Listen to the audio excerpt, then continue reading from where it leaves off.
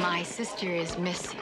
Please help me find her. What do you blind, stupid public servants know or care Well, I about tell you, the this truth? particular blind, stupid public servant is the one who decides whether or not to book you. Glenna Burns is a mute. She's different from us in only one way, Mr. Lord. She can't speak. I want an ambulance sent to 102 Crestview and make it quick. Look, I did not touch her. I do not know where she was staying. Operator, I'm telling you, she would never leave the phone off the hook.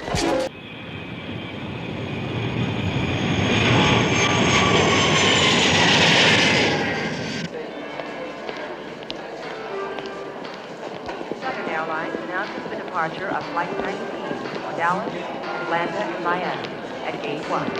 All passengers, Southern Airlines Flight 19, the plane is now ready for boarding at Gate 1. Miss Sears of the Jolly Old Tour Group urgently requests all members report to her in the Lanai Lounge. Thank you.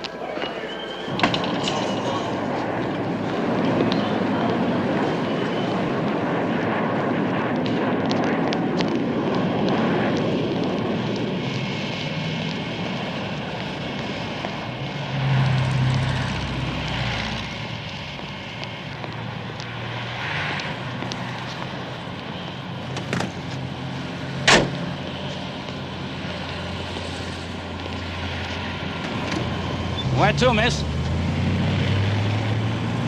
No speaking English, huh? Oh, okay, I get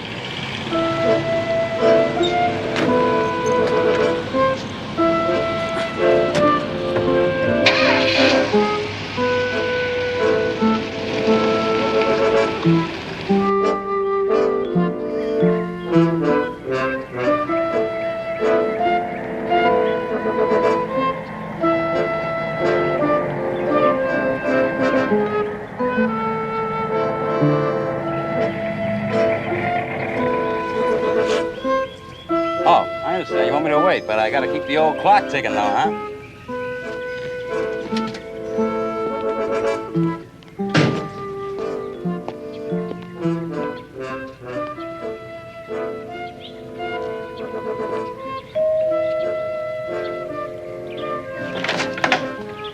Yes? Glenna? Well, of course. I'd recognize you anywhere. How nice to see you. Come on in. Let's go in the den. This way, Glenna. Certainly nice to meet you after all these years.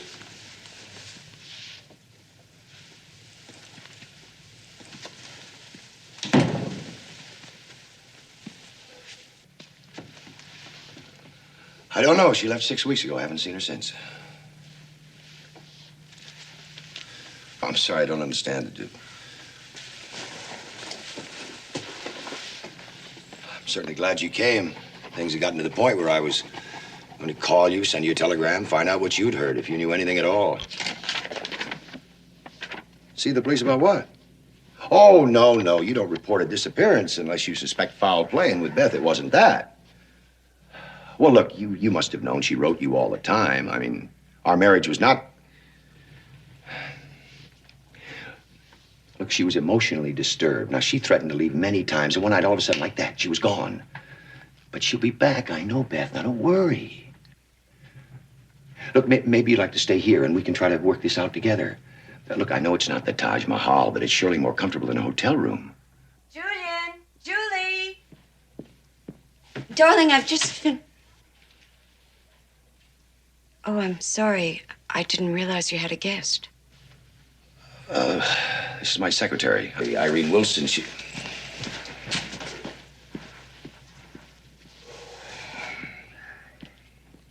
Julian, was that her sister? It sure was.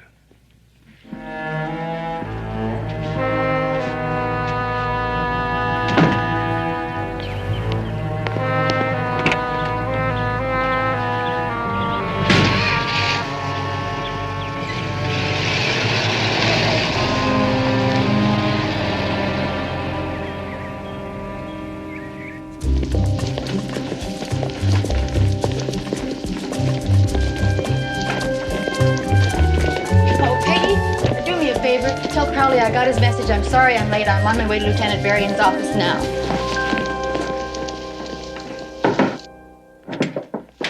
John? Hi, Pat. Come on in.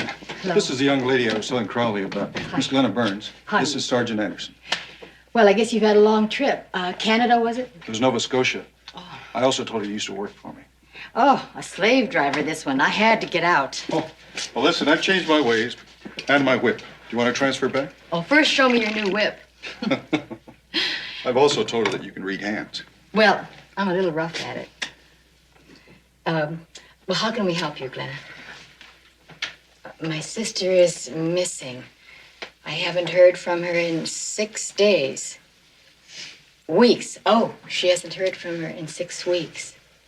She's very worried.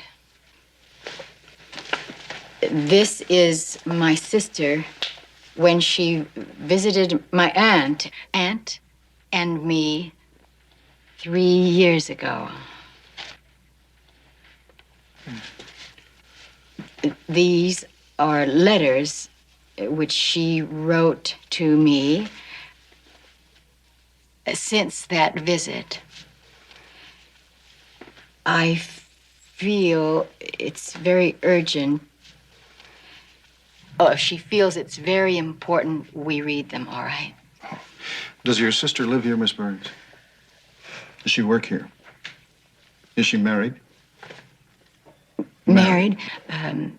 Have you been in touch with her husband? She just left him. He has no idea where she might have gone? He says no. I see. Please help me find her. She wants us to help her find her. Well. Pep, you really did well. Thanks a lot. Oh. Look, I'm due at a briefing, so why don't you two just get acquainted, pour yourselves a cup of coffee, and I'd really appreciate it if you could drop Miss Burns off at the hotel on your way back. Well, I was about to suggest that, but Glenna, etched in my memory forever is the rotten coffee in this office. So goodbye, John. How nice. You remembered.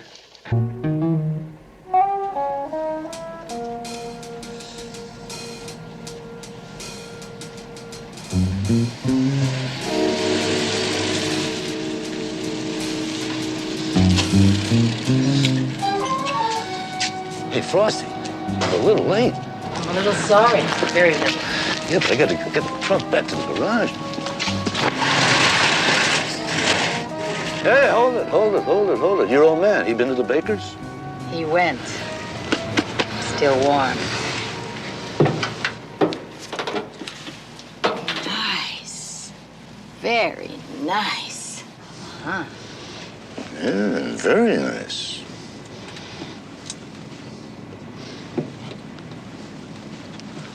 Hey, what are you doing? Well, at these prices, Gus, I think I better check some of the pelt numbers. Just see what kind of merchandise you got. Hey, you know, Frosty, I've been thinking about us a lot. What about us a lot? Mexico. You know, I'm having a little time off soon, and what do you say we take a little trip, huh? Well, see, I'm on a diet, and I'm afraid I'll eat too much of that food. I love those tacos. Who's going to be eating all day? Cuernavaca. I got a friend down there in Cuernavaca. He's got a villa. It's his own. He says we can have it. You ever see one of those villas? I saw the movie. I loved Wallace Beery. Yeah, me too. I like that picture. That was a good picture. It's good stuff, Gus. Real good. Okay.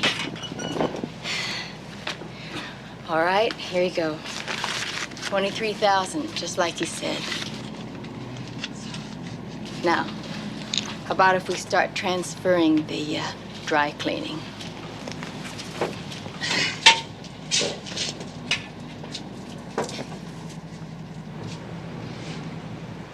There's 35 coats in there. So? Well, you ain't gonna get them all in that little job over there. I know, Gus, I know. That's why I've got some help. Nothing to worry about. They're all kin to my old man. They're right over there. You want to call them? Call them over, Gus.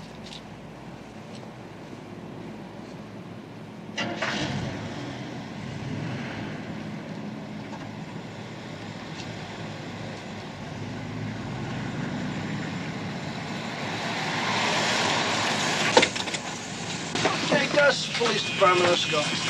Sorry about Cuernavaca, Gus. Well, I don't think it'll be going too far down a dead-end street. All right, which one of you guys want to chase him? Joe? Heads. I knew it. 2 heads. Yeah, well, it's better than none, buddy.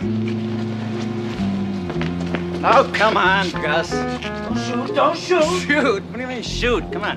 Get out of there and slip into these and we'll all go home early. Come on. This one's Glenna, and that's her sister, Elizabeth. She refers to her as Beth. Nova Scotia? Not actually Nova Scotia. It's a little island off the coast called Albin. They were both brought up by their aunt, a Mrs. Mitchell. From what I can gather, she owns the island. Definitely not poor folk. Have you had a chance to read the letters yet? Half of them so far. Who's got the mustard? Use the duck sauce. It's better. What'd you get from the letters? A lot. About the husband. Beth was suspicious that he was having an affair with a girl named Irene. What else does he do? He's an architect builder. Beth was obviously very much in love with him, but no indication she planned to leave him. Your sister's very pretty. Was she born mute? No. When she was about 4 years old, they found a growth in her throat. They operated, but... She got a scar. It was right along here. Yeah. Bill, do you mind if I stay on the case a few more days? Okay. But I tell you, I want you back on this Petroni case as soon as possible.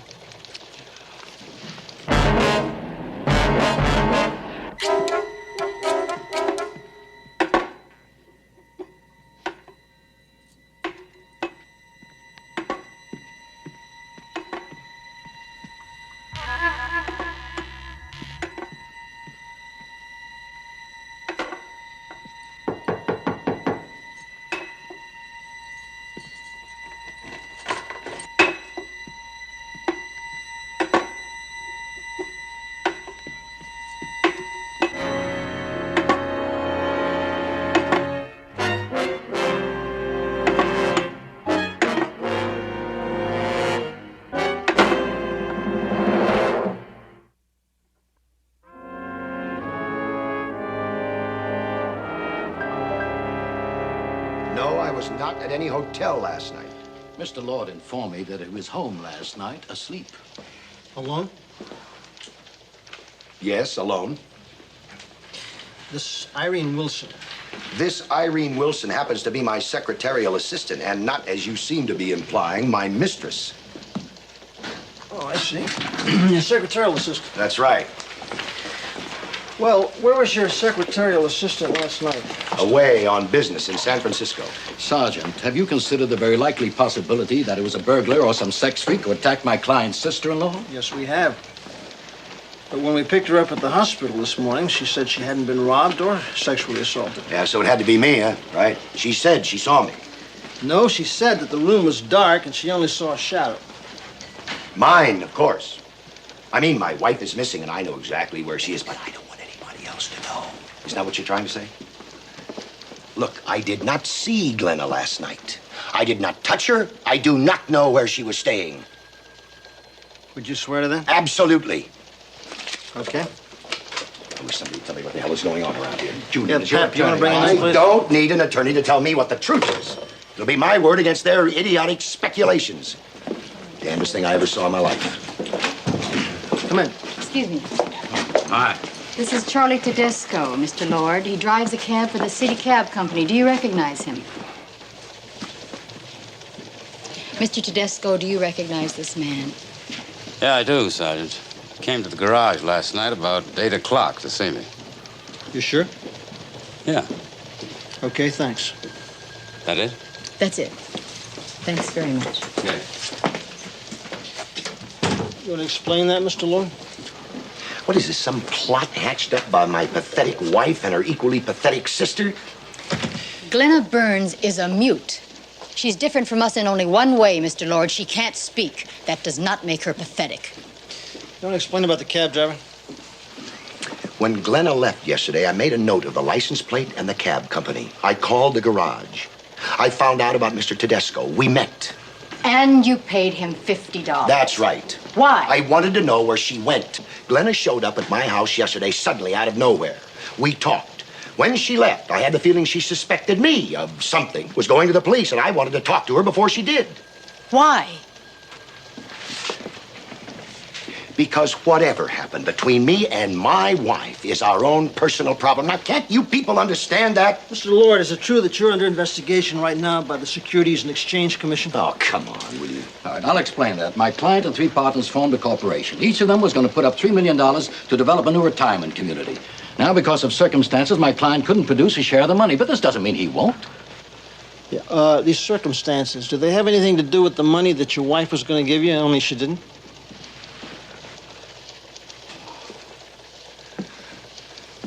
There's one thing I do know. I don't have to discuss that with a sergeant. Now, Crowley, you have nothing on which to hold my client. You know that. And you know that this is only an investigation, a search for the truth, which... Oh, a search for the truth. Is that a joke? What do you blind, stupid public servants know or care I about tell you, the this truth? particular blind, stupid public servant, the one who decides whether or not to book you. You get him the hell out of here. Well, So is this what you people do on a slow day for your kicks? You better get him out of here. Damn, come on. I know what's going on here, but it's only going to complicate matters to go Couldn't this care less, Frank. I'm bored of the way cops go there's around. no way to act. Pushing people around, saying what Why they want to incur say. their displeasure? I couldn't care less.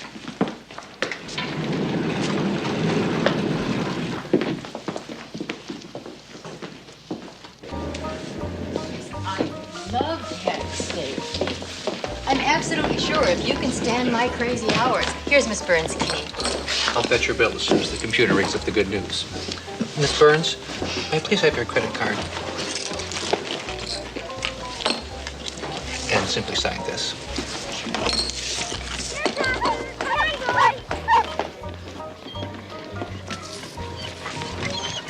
Yeah, boys. Hi, I'm Eric. Hi, Eric. And this here is Chaucer. He was born in London, England. He's a bloomin' beauty. He sure is.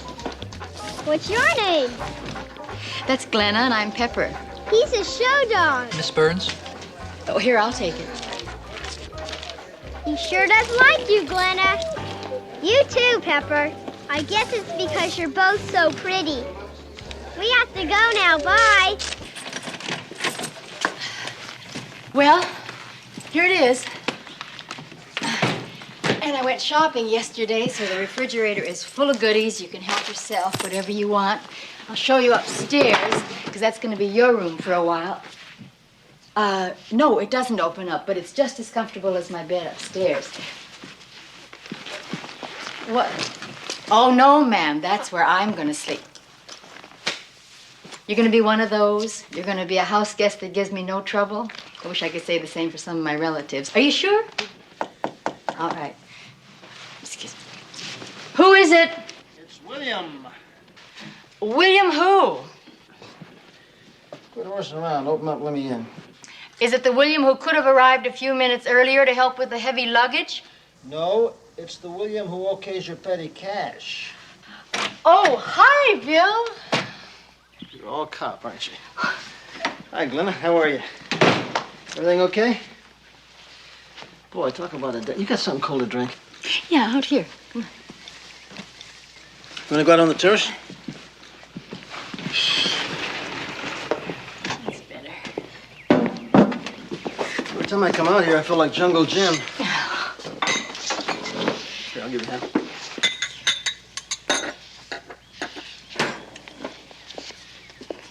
Orange juice and martini glasses? Well, when I get a raise, you get a silver chalice. I see. Glenna, I read your sister's letters. There's only one I could find in which there was something a little cryptic. In reference to Arcady? Yeah. Here. It says, my dreams, Julian, everything I've had with him, the good and the bad. I have the feeling that it will all end as dreadfully as it all began so beautifully at Arcady. What is Arcady? It's the name of a cabin that Julian built for himself and my sister after they were married. A hideaway. Where's it located? Near a lake. Which lake? Did she ever say? Once she wrote to me that it was very warm there. But she said that was very funny because. Wait a minute. Go back to. I missed it. Go back to funny. She said it was very funny because the name indicated a place very cold. Oh, Glenn, I can't remember the name. Very cold Springs? There's a place about 30 miles north of there, Snow Canyon. No, Frost Lake. Frost Lake. Is that it? Sure, I know Mr. Lord. What about? Has he got a cabin around here? Maybe. Who wants to know? I hope he's in no trouble. He's a nice man. Nice wife. Oh? Have you seen him lately? Well, can't say I have. What can you say about the cabin? Can you tell me where it is? Yeah. Come on inside. I'll draw you a map.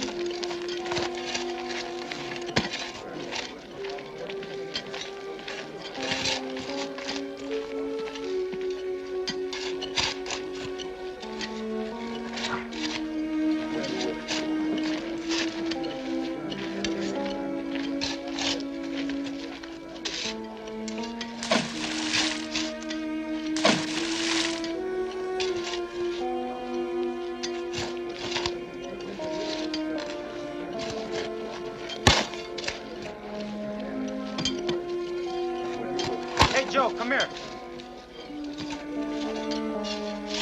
What do you got? A septic tank.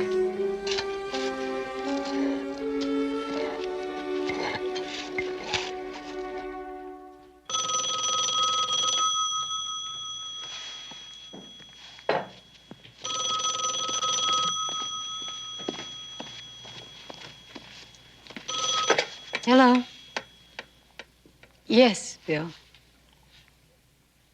Yes, she's here. I see. All right. They found a body. It could be Beth.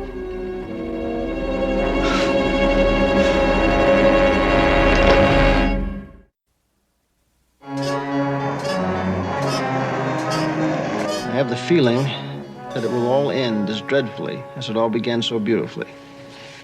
At Arcady, your loving sister Elizabeth. Thank you, Sergeant.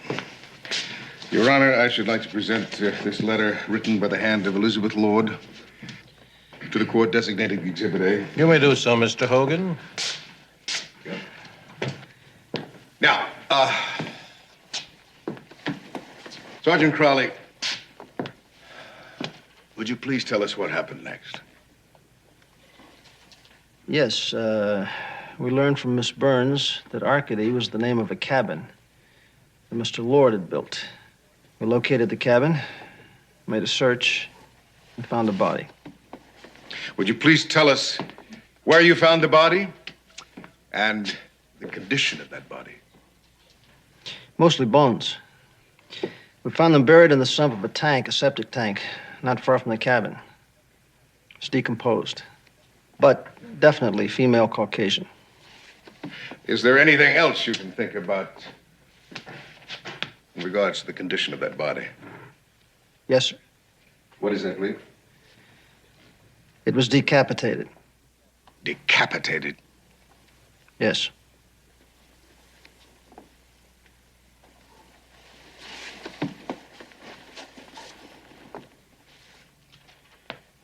Anything else, Sergeant? Yes, according to the autopsy report, there's evidence that the decomposition of the body was aided by the use of a powerful acid. I have no further questions, Your Honor. Cross-examination? Sergeant Crowley, as you know, this is a preliminary hearing that my client has not been found guilty of a thing. Is that correct? Yes, it is. He has, however, been accused of the murder of his wife. Now, is there any proof, wherever it is, in that autopsy report that you just referred to, that the deceased was indeed Elizabeth Lord? No, there isn't, but... Just answer yes or no. No.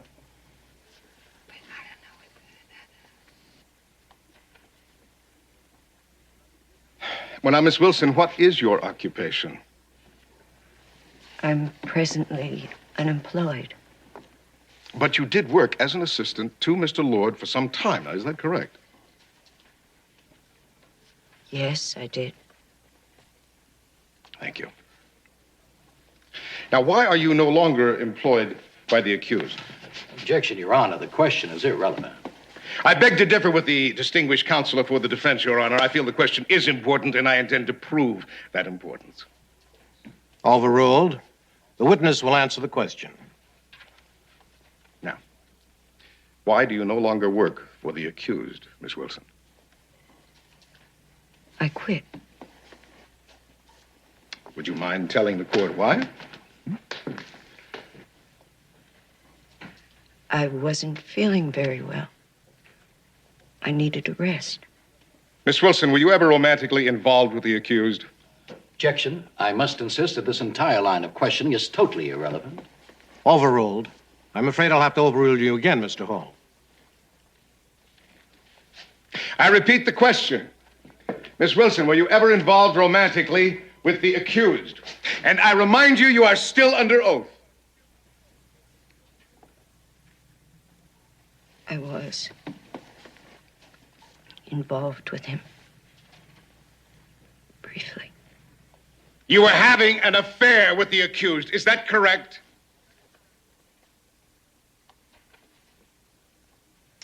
Yes. You knew he had a wife. You knew that. And yet you and he engaged in the most flagrant love affair. Is that correct? I said yes.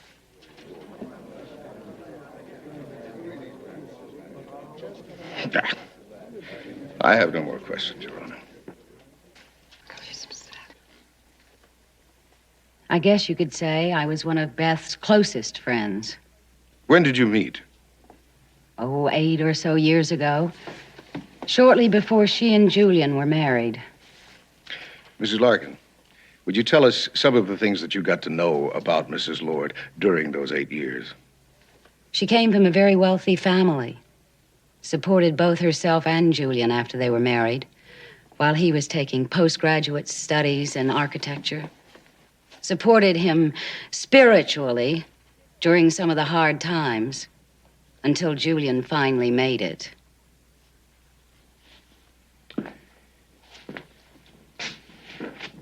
Mrs. Larkin, did she ever discuss intimate matters with you? Yes, she did.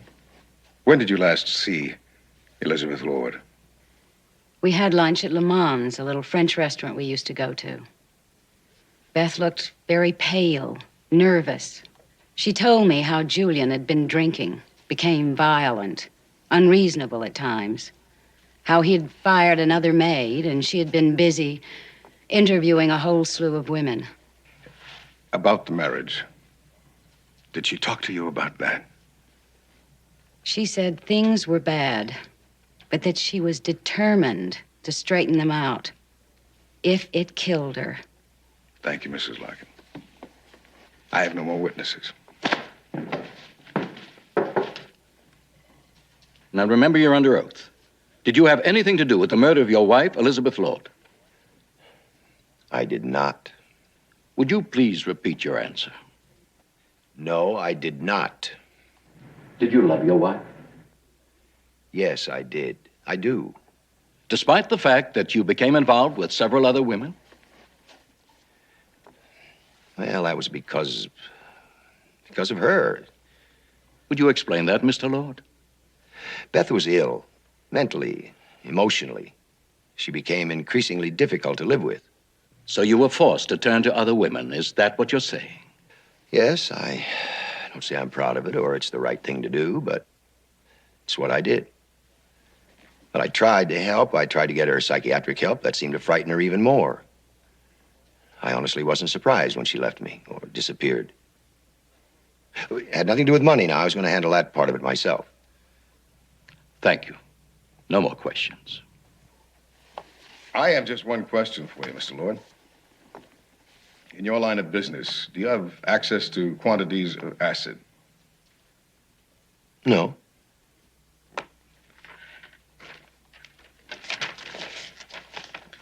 Well, now, according to this purchase order, signed by you, dated May 15th of this year, you authorized the purchase of the following items for your company. 6 50-pound drums of sulfuric acid, 20 100-pound bags of lime, and 2 100-pound bags of lye. I run a very large business. It's highly possible that one of my department heads ordered it. That's all. Yeah, but you don't understand. Thank you very much. You've answered the question.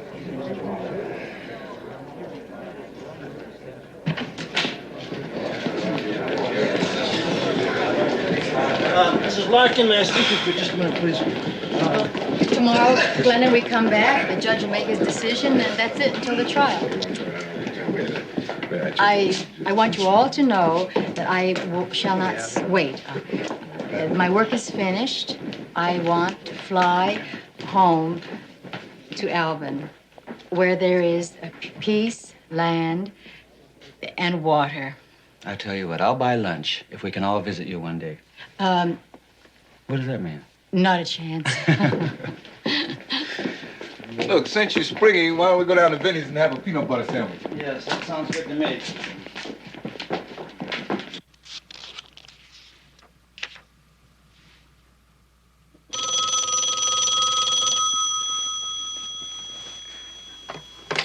Yeah? Hey, Pep, it's Bill. Yeah, we've run into a snag on that Petroni case. Yeah, we're at the Four Winds. Hey, you should see the ceiling here. Oh, that place Pete's friend just opened. Hey, Bill, your order's on the table. Thanks. Yeah, they got a menu here with everything on it from baked aardvark to zabaione. I'll give you a tip. Stick with the zabaione. So what else? Hey, listen, the reason I called you. We need that new number on Petroni. You wrote it down on something, didn't you? Didn't you jot it down? Hold on. Let me see if I got the right purse. And while I'm gone, don't eat any aardvark.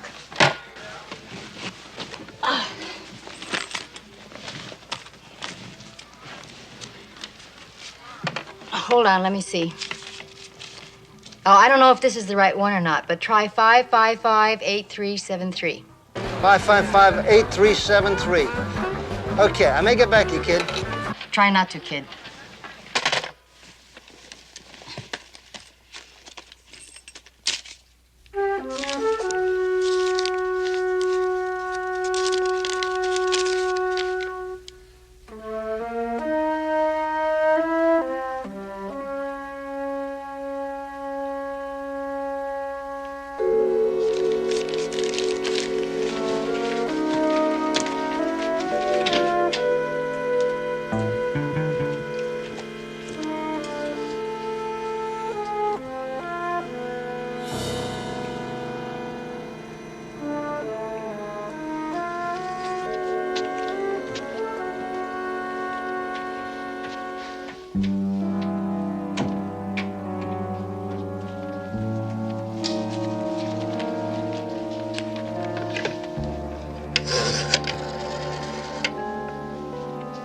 I'd like to make a long-distance call to Albin, Nova Scotia.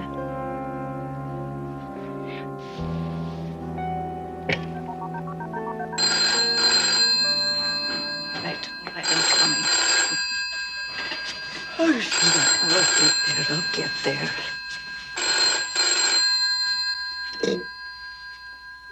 Mitchell residence. Hello, may I speak to Mrs. Mitchell, please? She's not here. Glenna Burns. Is she there? She died last month. Who's calling? Do you have any idea where Beth is? Elizabeth Lord. Mrs. Lord? In California. Well, now, look, if you'd like me to take a message, I can... No, thank you. Well, 4 o'clock in the morning, getting a body up for something like that.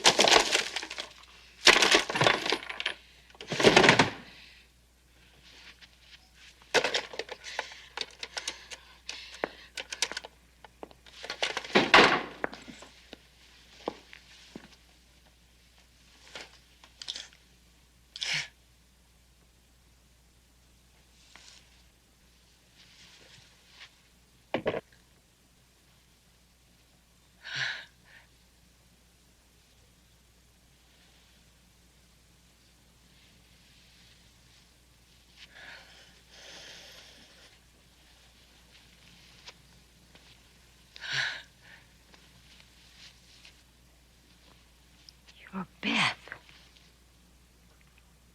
Dear God, you're Beth.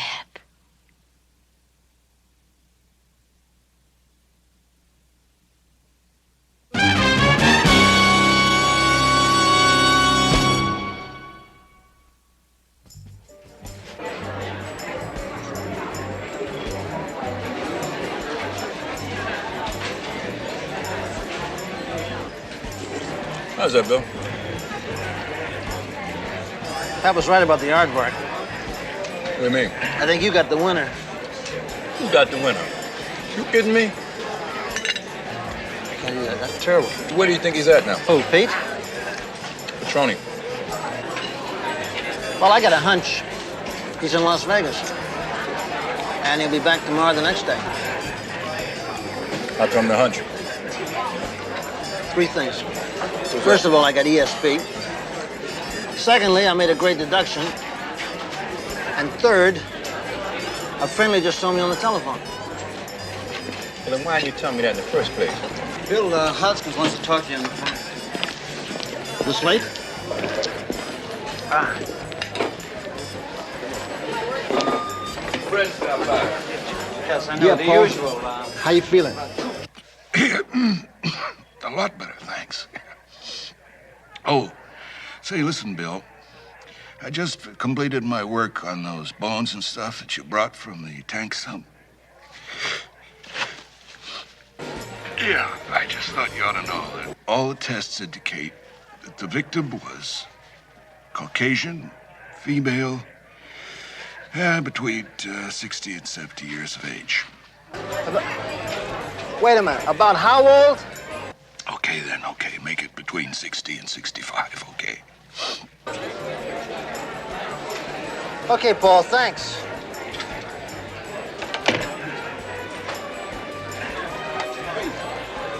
I got some interesting news for you. That body we found at Frost Lake, the lady was 65 years old. 65? Mm-hmm. Who could it be? I don't know. I'm sure of one thing. It ain't Julian Lord's wife. The face is completely different. It's so different that...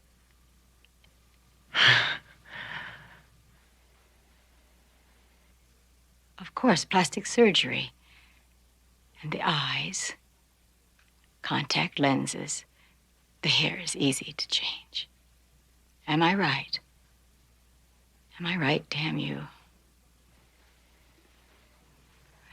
And then something special for the neck, something you could apply when you needed it, a scar, like hers, just like your sister's. I'm right, aren't I? What's the matter, William? The aardvark getting to you? No, I tell you what's getting to me. Arcady's getting to me. Man, you talk about irony. Somebody decides they're gonna knock off some old lady. So they go up in the middle of nowhere to some cabin that nobody ever goes to. They dump the bones in a cesspool tank, and they cover them up. Now, what is the percentage of anybody ever digging that up? Of those bones ever being found? Huh? I mean, ironically, if it hadn't been for Glenna.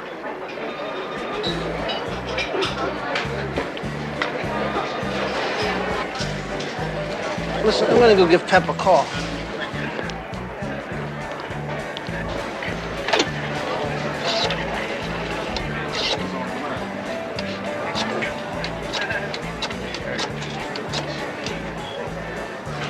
Then you had to go through that first major test and see Julian. Would he recognize you? He didn't, did he? And so you came to me. Yeah, operator. I have an emergency call, please, for 904-2133.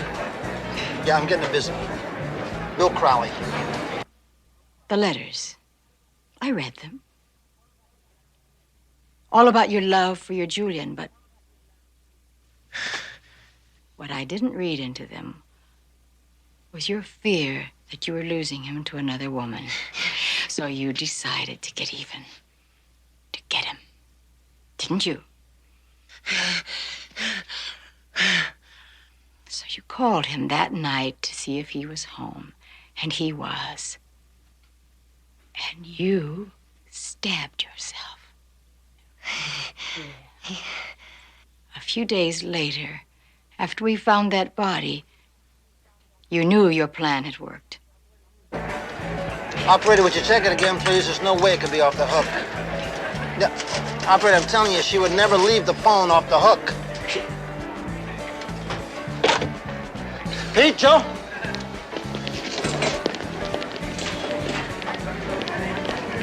Who was she? The woman you murdered? Some poor soul who answered your ad for a maid?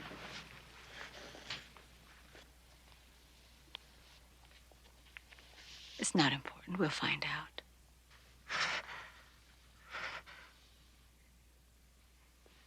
You're sick. You're a very sick woman. You need help. Why don't you start by giving me the gun?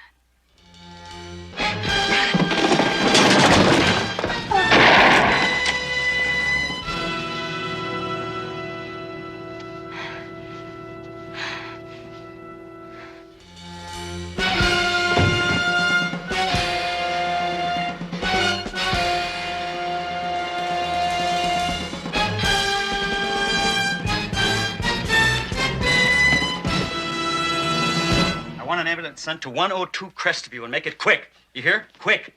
There you go. My gun. Yeah. She shot me. She's not.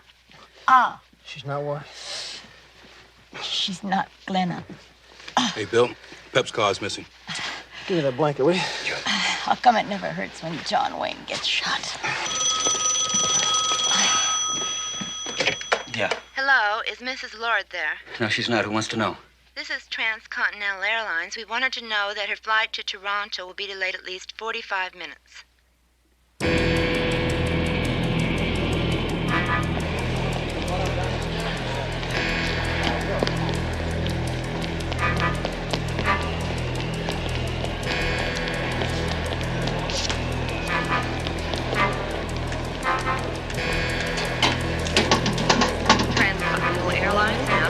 departure of Flight 62 for Winnipeg and Toronto at Gate 8. All passengers, Transcontinental Airlines Flight 62. Your plane is now ready for boarding at Gate 8.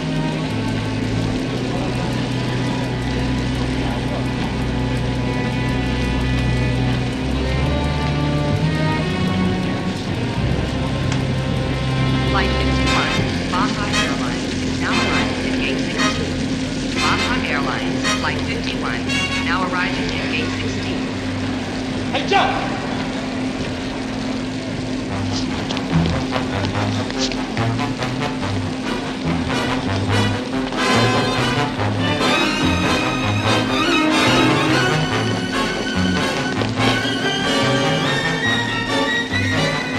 Caledonia Airlines announces arrival of Flight 103 from London, Glasgow, and Sheffield at Gate 3. Flight 103, Caledonia Airlines, now arriving at Gate 3.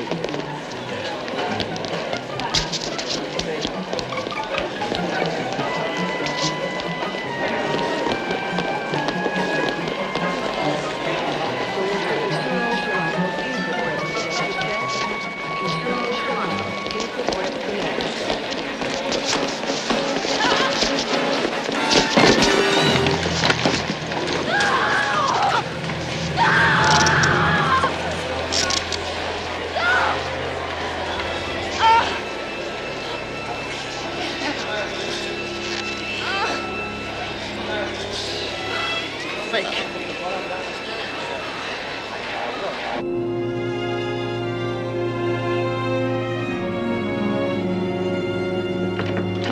Anybody call for a male nurse and 2 years pharmacist? Oh, boy, some people really got it made. Hey, where's the TV? This place is driving me crazy. Did you come to spring me? No, we came bearing gifts. How nice. Day-old daisies. I never promised you a rose garden. Julian Lord sent roses. By the way, he thanks us for pursuing the truth. Isn't that nice? Joe, thank Harriet for sending the candy. But, Bill, I gotta get out of this place. Look, Harriet thought the candy was all right. But the kids thought the popcorn was better. Maybe they can get me out of here. Well, here's something that might help. A little poetry by Shelley. Berman? Winters. Maybe she can get me out of here. Bill. Listen, speaking of getting out, I gotta go. I'm doing court. All right. Well, listen, thanks. They really are nice. They're nice because they reminded me of you. How sweet. I'll see you in the morning. Can't you come by tonight? Honey, I can't come by tonight. I got so many reports to fill out, I won't be through before... listen, on second thought, I will come by tonight. What time do you guys close, anyway?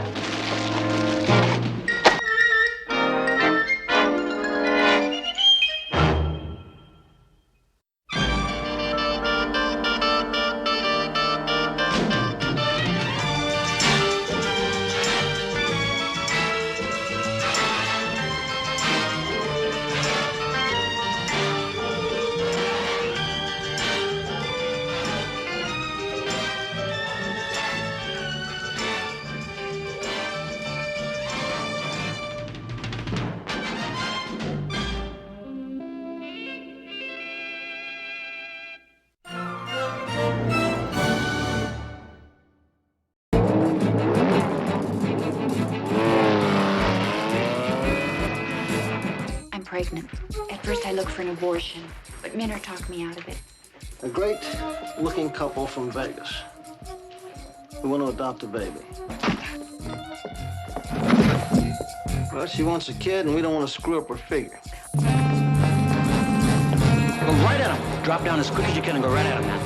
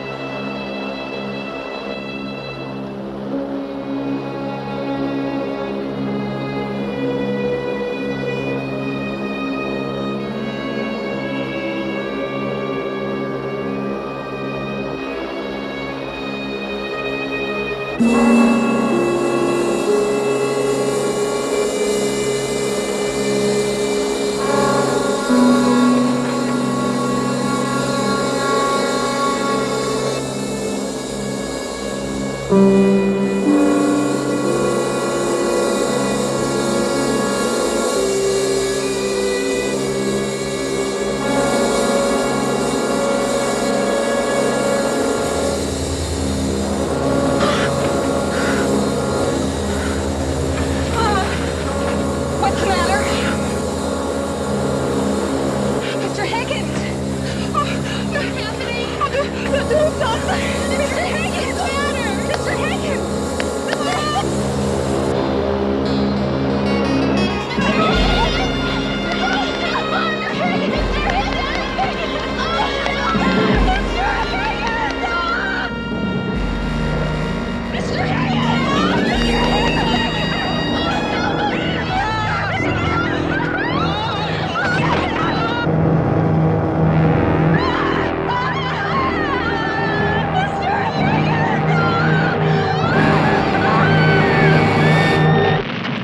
won't mind it. You ready for a helicopter ride?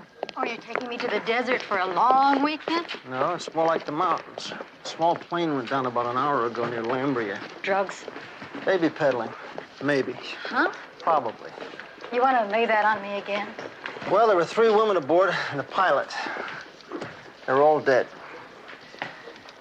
The whole area is strewn with baby clothes, and yet the women aren't visibly pregnant, and they couldn't find any babies. I just talked to the DA's office, Schreiner. Oh, I've switched him off TV a couple of times. Yeah, well, he and the department have been looking into this baby thing for a long time. He wants... Headlines.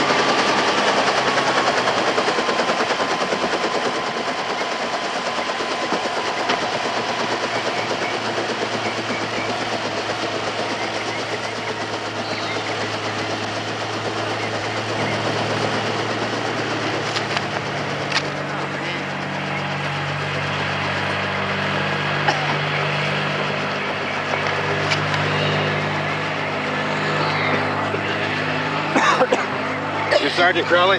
That's right. I'm Boswell, Sheriff's Homicide Bureau. Roosevelt, it's Sergeant Anderson. How do you do? I wish my partner looked as good. The plane's a rental out of San Carlos. FAA is sending out an investigative team. Anything on the victims? Well, it's a pilot, 2 young girls, a third woman not much older. No survivors, of course. Here are the IDs. That's the pilot, Higgins. The 2 girls. No, they're both from the city. Student body ID cards. From different schools. Across town. It's really kind of strange. Money and fraternity clothes all over the place. Could be connected to that ring your department's working on. How much money did you find? Well, I picked up at least $2,000 so far. Mostly $100 bills.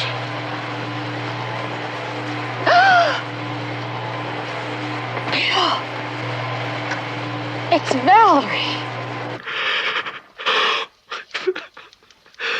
God.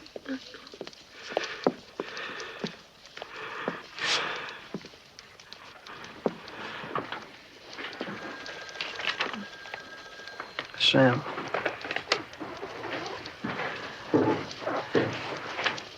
Can you talk about it, Sam? Yeah. There were 2 other girls on the plane with Valerie. Their names were Tammy Dean and Marilyn Johansson. Do you recognize them at all? No. You see, we think... What? Well, we think maybe they may have been involved in a baby selling ring. What are you talking about? What baby selling ring?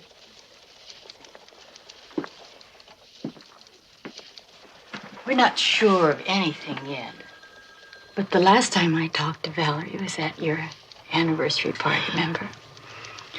And she told me how much you both wanted a child. And she also told me about the problem. Operation. Yeah, she told me that. She was coming back so good. She also, she mentioned adoption. We were on some lists, some waiting lists. We applied. Yeah, that can take a long time. Wait a minute, Crowley. Nope. What are you saying here, huh? Look, there wasn't anything we didn't talk about. Sam. Sam, will you take it easy? We're just looking for possibilities. Nobody's suggesting anything.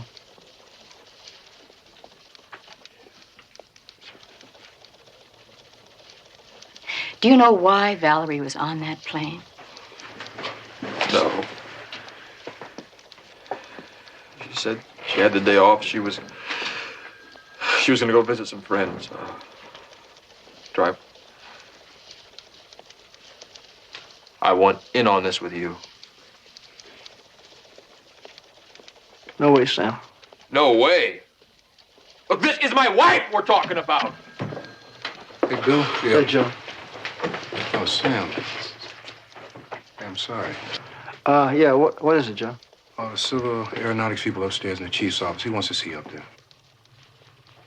Okay, tell him I'll be up as soon as possible. Well, he'd like to see you up there now.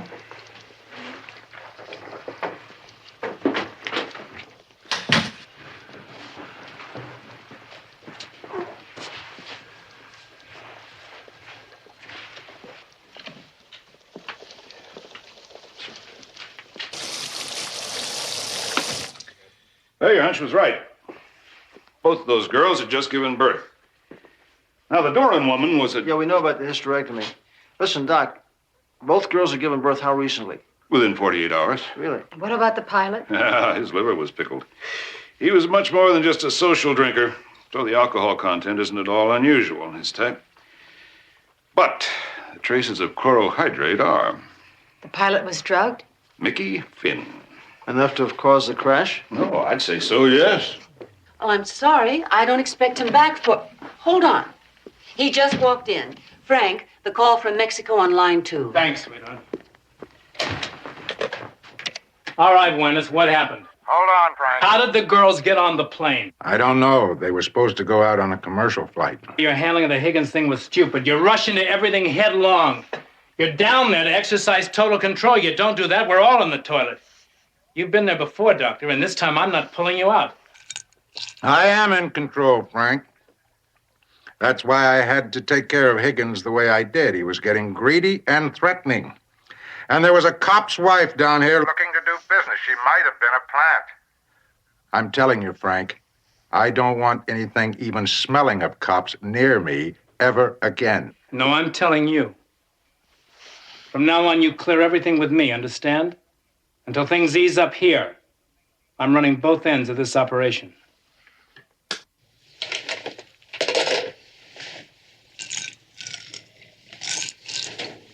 I need another. I could use one, too.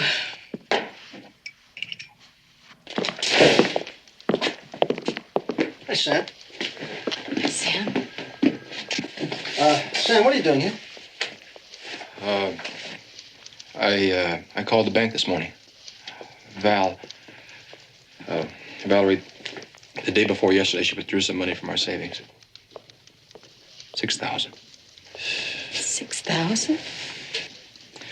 Now, look, Bill, if she was doing something about getting a baby, and the pilot was drugged, right?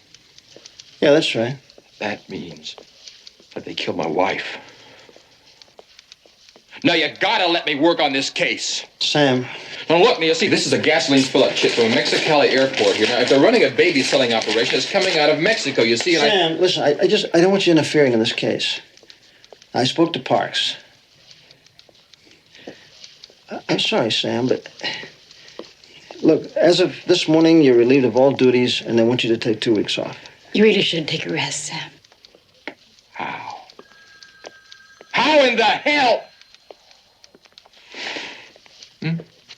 Tell me. Hey, wait a minute, Schreiner. Wait a minute. This distraught guy that you're talking about, the one that keeps butting in, as you put it, this is a man whose wife just got killed in one of the dirtiest businesses around. Now, I told him to lay off. I'm going to tell you the same thing, Schreiner. You lay off. You lay off my team. You lay off me. You lay off this whole case. You understand that until we get it cleaned up, okay? Stupid jerk. Eric. He just wants to get in the papers. Yeah, more like the comics. You know what really blows my butt? When this jerk ran against his superiors in the primaries, I voted for him. Well, you're weird. What is that you're drinking? pumpkin shake. I'm weird. All right, Pepper, let's get cracking on this thing. Check out the families and friends of the dead girl, see what you can come up with.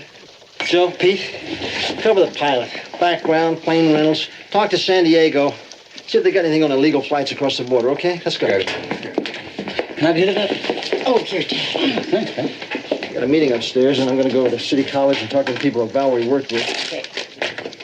Joe, Yeah? Sam needs you. Okay, I'll talk to him. Hello, Sam. Cindy?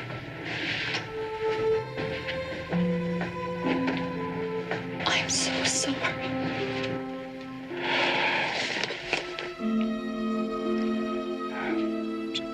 Cindy, do you know why she was on that plane? Did she tell you anything about it at all?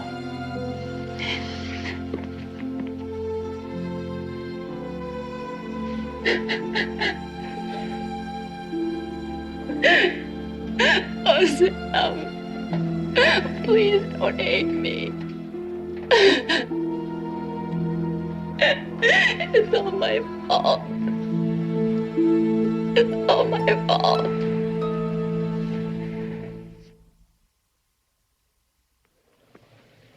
Look, now whatever happened, I need your help. Please. Now, was she buying a baby? Sam, she never told you. What? How miserable she was after the operation. She wanted to give you a child so badly. But to buy one? Oh, God, she was only going down there to look. Then come back and tell you about it. She took money out of the bank. Sam, these people don't even talk to you without seeing money up front. Who are these people? How'd you find out about them? I introduced her to this guy, Howard Minter.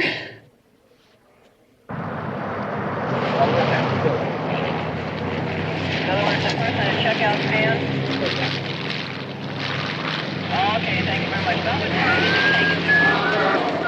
Finally made it to the hangar. Take one up.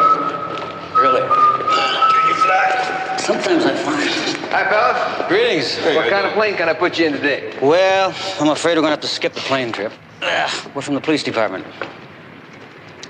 We're going to see the manager. That's me, Ernie Hernandez. I'm the manager, pilot, mechanic, whatever you need. Take the manager. What do you want? Your plane that went down in Lambia. Was it November 137 Romeo, Quebec? What can you tell us about it? It was bad, but we're insured. What else is it to tell? That pilot, was it Jeff Higgins? Was he a regular customer of yours? Yeah, he rented a lot. Couldn't keep him out of the sky. You know, some guys are golf nuts. Higgins was a flyer. How well did you know him? I had a drink with him once. I guess he loved the sauce, you know, maybe a little too much. But he was a hell of a pilot. Hey, he's ace in the war. All right. The big war. Well, did he ever give you any indications that he was into something shaky? Not at all. Anything else? What about flight plans? Don't you have to have those? They're not mandatory. Why is that? Well, you only file them for protection. If you get lost, they come looking for you. Otherwise, this is just like renting a car. You only need to be checked out in the plane and a different license.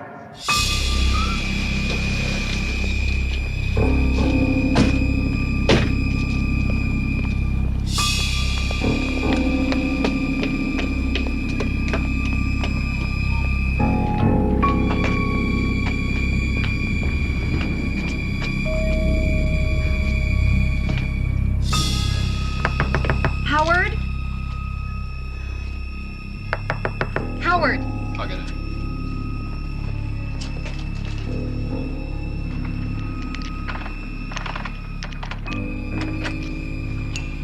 You wait here.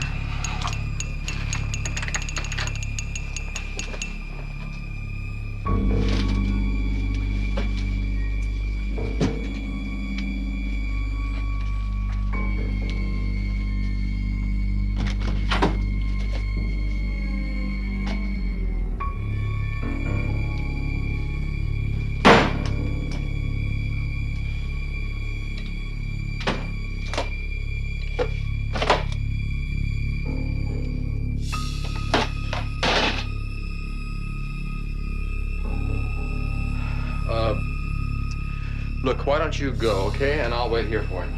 Sam. No, go on. Go on, will ya? Go on.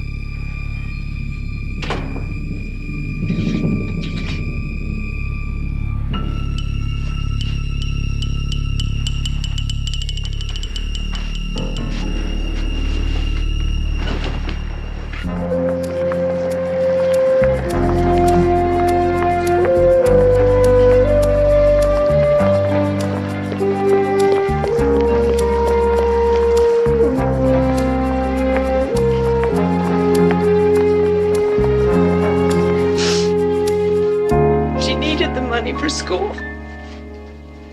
It was her last year. She was so close to getting her degree. What about Tammy's parents, Janet? She didn't have any. She didn't have anyone. That's probably why she got pregnant. And then she went to Mexico to have her baby. Then to sell it. And now she's dead.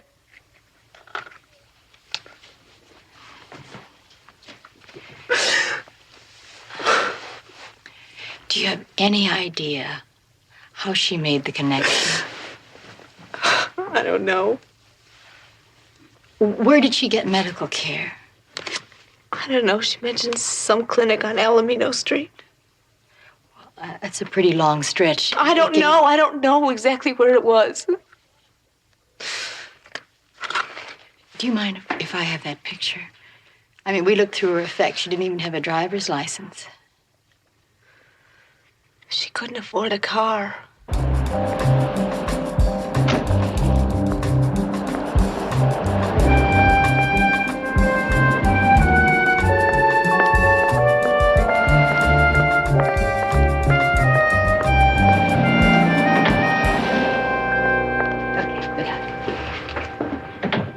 May I help you? Yes, I'm with the police department. I'm Sergeant Anderson. I'd like to see the medical records of a girl who might have been a patient here recently. Yes, certainly. What's her name? Her last name is Dean, Tammy Dean. She was killed the day before yesterday in a plane crash with 3 other people. Oh, yes, I read about that. I don't recognize the name. Of course, there were a few who used, aliases. Yeah. Would this help? This is her picture. Sergeant, I'm head nurse here, and I know all of the girls, and I've never seen this one before. How about this one, Marilyn Johansson? Is she the other girl in the crash? Yes. I know I'm no help to you at all, but she's never been here either. I'm sure you've tried other clinics in the area. A couple so far. I don't know what to say, except that if I get some information from some of the girls or friends of mine at the other clinics, I'll certainly let you know. Oh. I will. May I have your card? Yes, of course. That'll be a big help. It's no trouble, believe me. Thank you. You're welcome. Jeannie?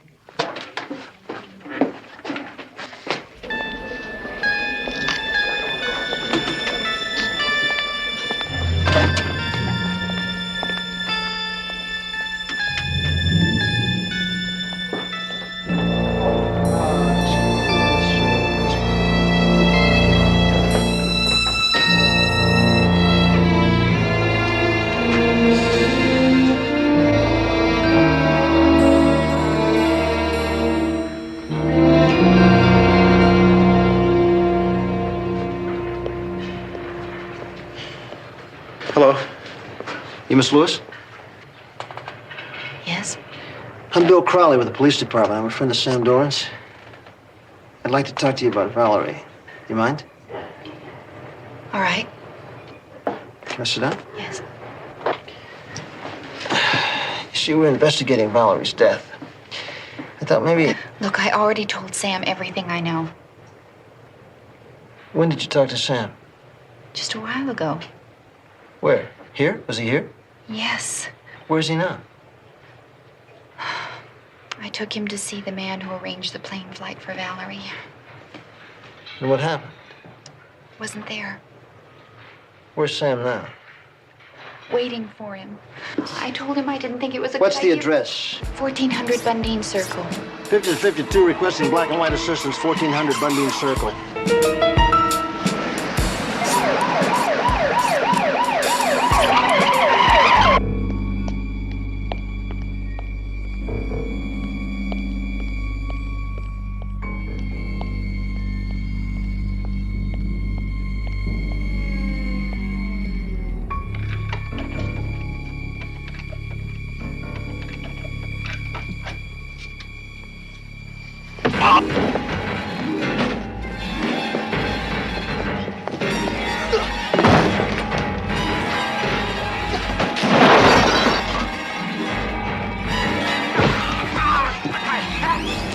You got two choices, Minter. Okay, either you take me to the head peddler or you can take your last breath. Look, I said it! Now you gonna take me to your scum friends? I don't know what you're talking about.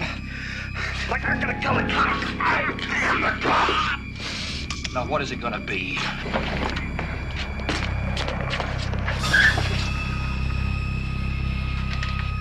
You got a car?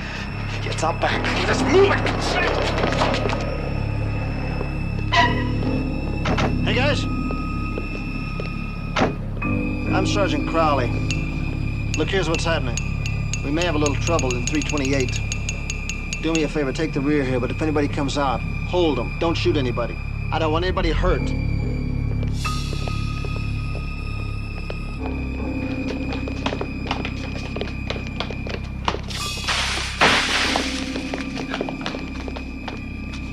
Get it up.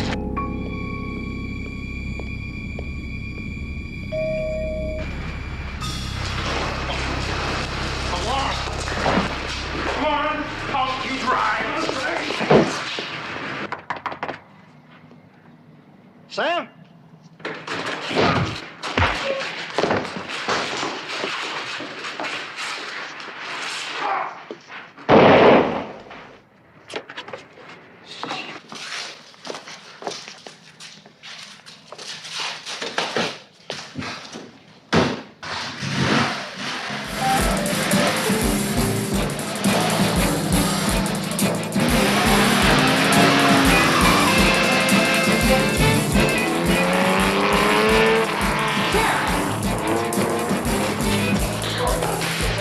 Get in there!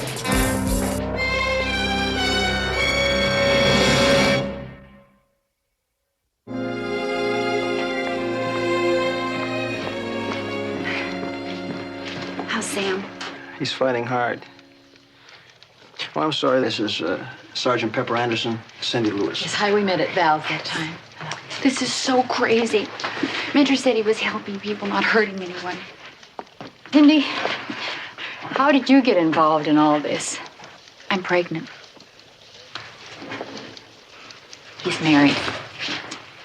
At first I looked for an abortion, but Minter talked me out of it. He said he could help me and other people. How? He said he knew this agency that could place the baby, give me free medical care, a trip to Mexico. They'd pay all the expenses, and they'd pay me $1,200, which, like most everybody else, I can use. I mean, I know that's a crass way of putting it, but This agency, what's it called? Lifeline. Lifeline? What do you know about them? I've heard they place the babies in good homes, couples with money, mainly here in Southern California and in Arizona, Colorado, Nevada. They'll even fly babies anywhere.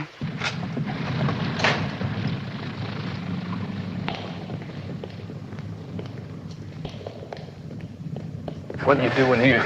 Anybody see you come in? No, listen. I need help. I gotta get out of here. I just shot a cop. You what? Are you crazy, man? The heat's crawling all over the place because of the crash. Look, you gotta get me out of town. Yeah, I sure do. Come on. You must appreciate the delicacy of the situation, Phil. We offer a very special kind of service with extremely fragile merchandise. And in the current market conditions, prices bottom out at $10,000. And that's rock bottom. When were you thinking? Excuse me, Phil. Hernandez is on line 1. He says it's an emergency. What is it, Ernie? Yeah, boss, it's Minery. He killed a cop. Where is he now? He's in the storeroom.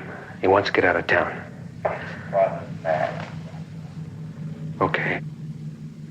Fine.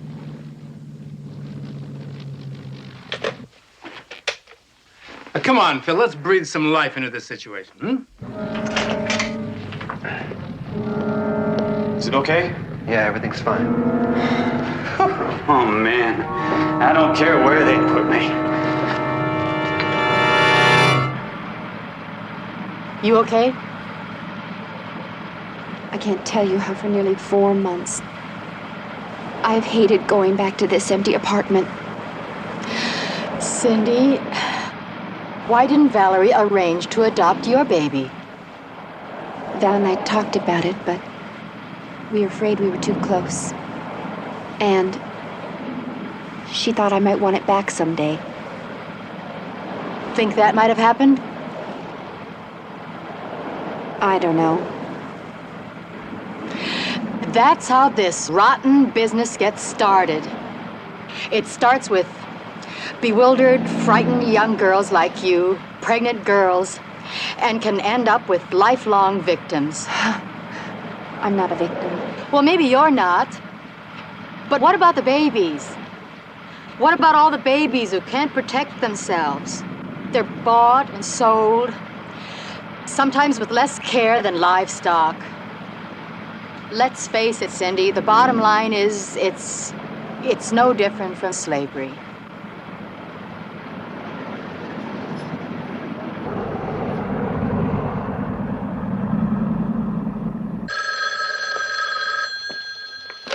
Crowley, yeah. Good, put him on. Pep, come here, I want you to hear this.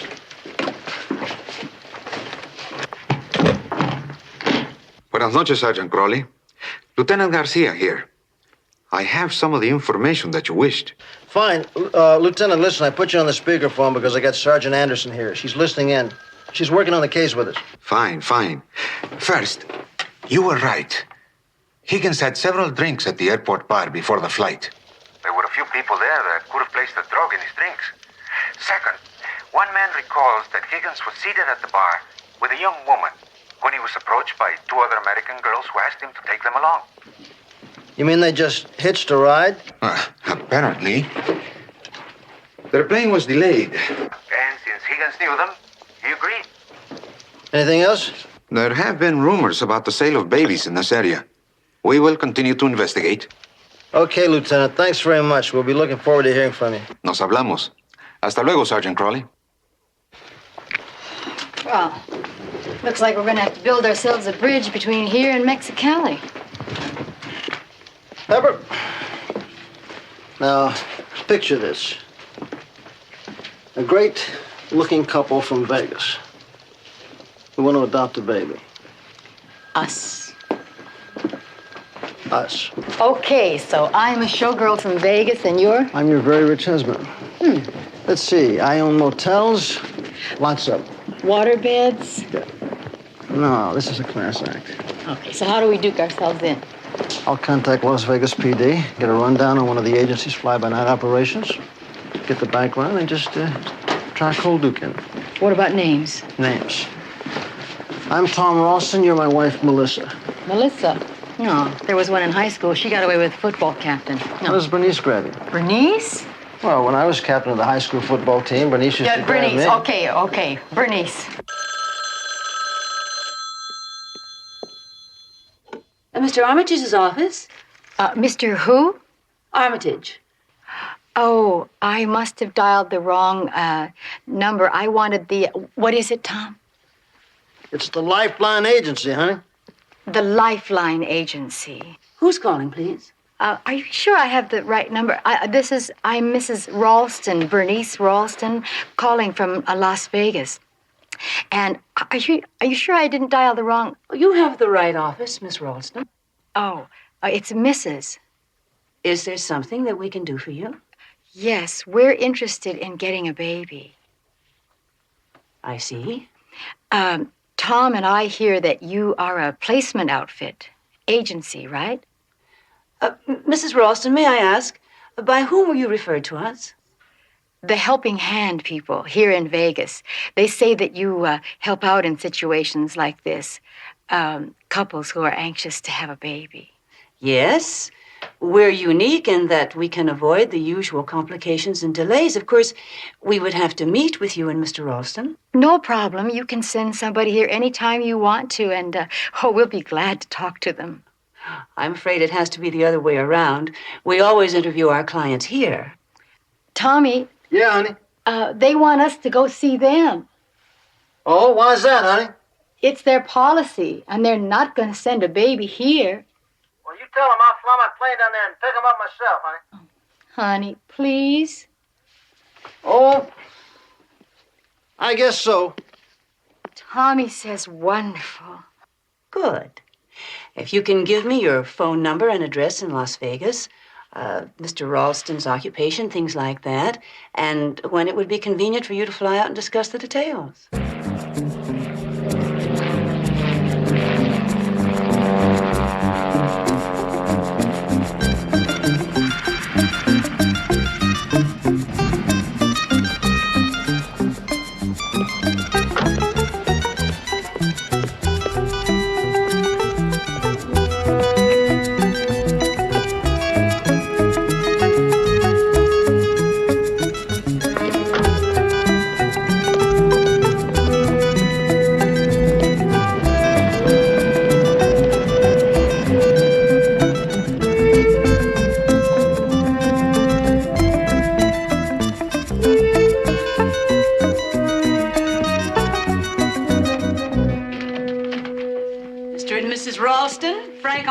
The head of our agency. Mr. Armitage, I'm Tom Ralston. Pleasure to meet you, Mr. Ralston. Pleasure's mine, sir. This here is Mrs. Ralston. A real pleasure. Thank you.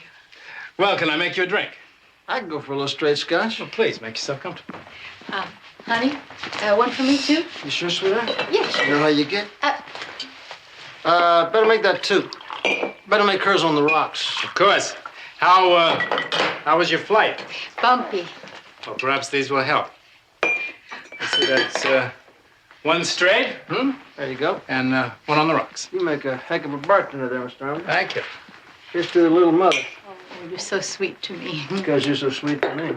Well, how come you're not sweet to me like that, partner? You got a few things missing, buddy. Really? So, when do we get to see them? Where are they? The babies? Well, they're at a clinic some distance from here. And, of course, there are certain things that we'll have to attend to first, certain screening processes. There weren't supposed to be any complications. Well, I'm sure you can understand there are certain Mr. problems. Armitage. How much? Well, now, that, of course, depends upon your needs. Well, she wants a kid, and we don't want to screw up her figure. A boy. Oh, yeah, it's got to be a boy. And let me tell you something. It's got to be from good stock. No runts or rannies. You know what I mean? We're very careful. Uh-huh. How much? 30,000. Half in advance.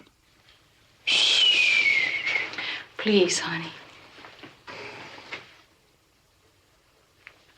Well, it better be a winner. I'm sure you'll be very pleased. Yeah. How soon can you put it together? I'll begin immediately. Meanwhile, I'll have you driven back to your hotel. Well, that was short and sweet. Thanks for the drink. My pleasure. Listen, do the best you can, all right? I got to get back to Vegas. Of course. Come on, Bernie. Oh, thank you. Thank you so much, Mr. Armitage. Bye. Thank you. Honey? Oh, sorry.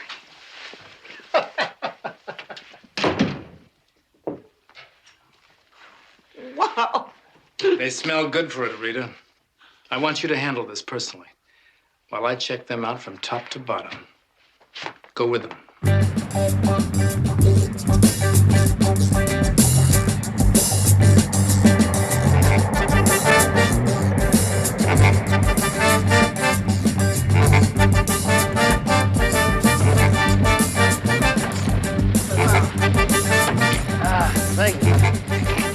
go. Oh, we just wrecked.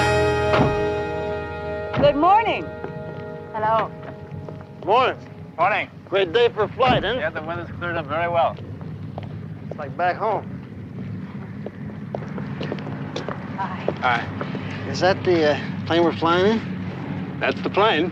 Kind of small, isn't it, honey? Oh, it's a first-class airplane. Is that the regular plane you use all the time? That's the one. Yep. Did you bring the envelope, as they say? Yeah. It's right off the press. Brand new, fresh, crisp $100 bills. Very impressive. Yeah, well, I don't mess around. Neither do we. Miss Vaughn will go with you and make sure that your trip is both pleasant and rewarding. Have a pleasant flight. Okay, thanks very much. Oh, Ernie! Let's get this very good project off the ground. Shall we go? This is a regular plane you use, huh? We're lucky to have Ernie on this flight. He's from Baja California and knows the area thoroughly. Yes, but can he fly? Ah, they're coming after all. Who was that? Our chief nurse and two of our expectant mothers. They'll be traveling with us.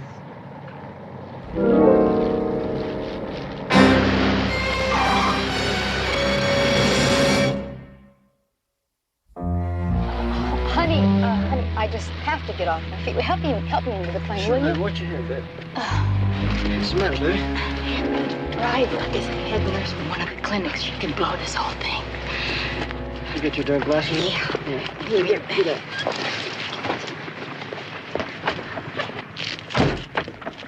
Oh, hi, Rita. Hello. Mary, Helen.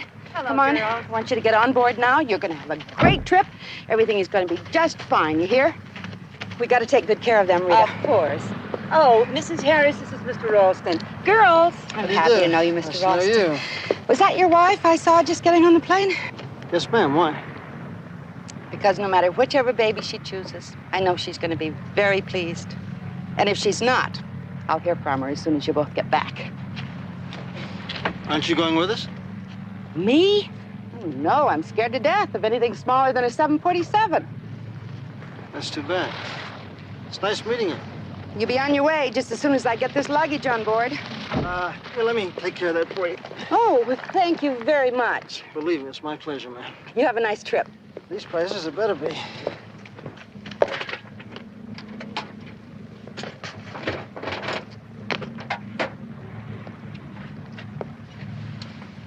It's a nice lady. Oh, sorry I didn't get to meet her. Me too. Everybody comfortable? We're all ready. Air detection, please. Well, I'll have to give the feds credit. They got a good set of mechanical ears. Give me the radar room, please.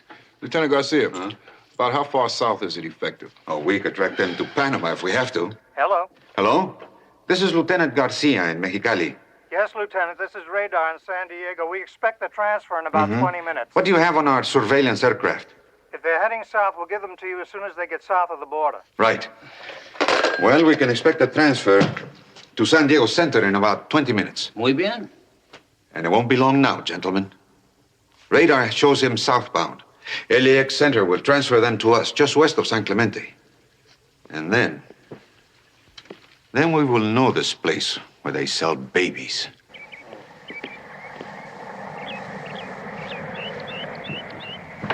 Oh. Hey. Hey, well, this is nice. Oh, it's good to be back on the ground. Yeah. Are you feeling better? Oh, yeah. Are you, honey? How's that flat little tummy? Not Well, queasy? we're lucky, you know, we had such a smooth flight. Sometimes coming over the hills, it's really very bumpy. Oh, yeah? Well, it was pretty bumpy that time. But I'm all right. I'll show you your accommodations.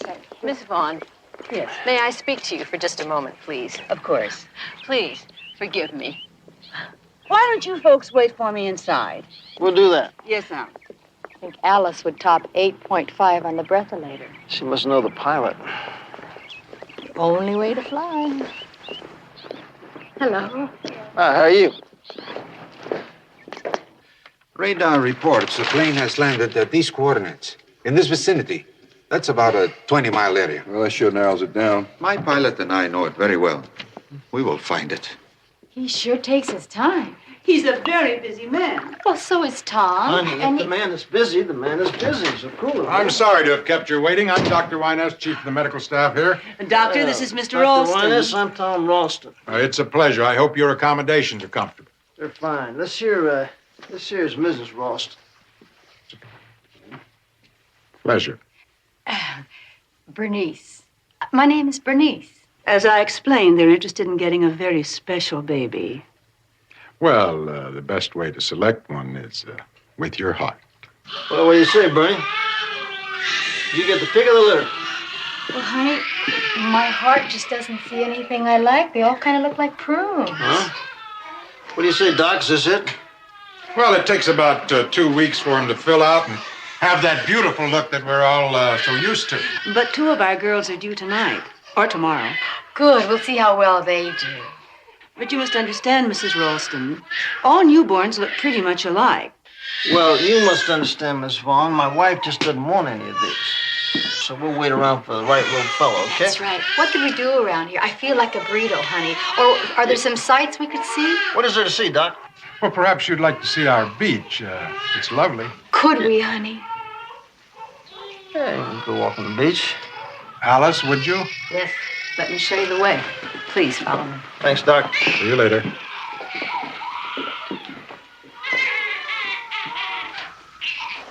Okay, Hotshot.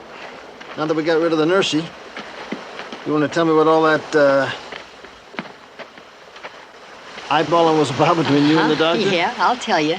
The doctor and I know each other. He hasn't placed me yet, but he's working on it. Big surprise. He's a wholesale butcher who got his license yanked about 6 years ago. Had an abortion clinic in the valley, and quite a few of his patients died. And you helped nail it. Small world, huh? I hope it's small enough for Pete and Joe to find us. Mr. Ralston, Mrs. Ralston. Yeah. The doctor wanted me to tell you. Oh, one of the girls is having the baby? No, not yet. We gotta let nature take its time. But he was worried about you being bored, you know. He didn't want that to happen, seeing how important you are. He thought maybe you and the missus would like to go out on a boat and see the bay. Yeah, sure, that sounds good. All right, let's. Okay, follow me. Darling.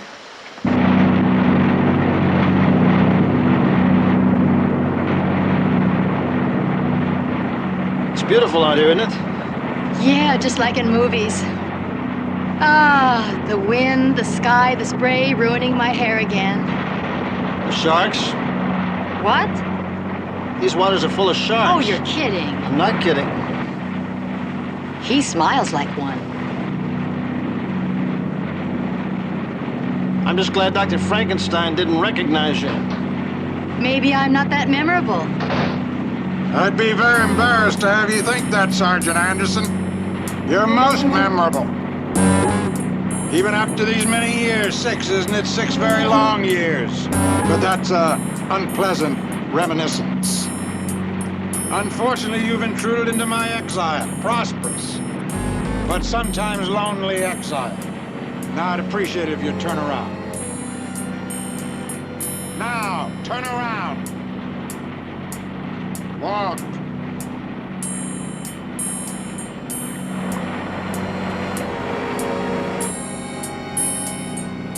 Don't stop.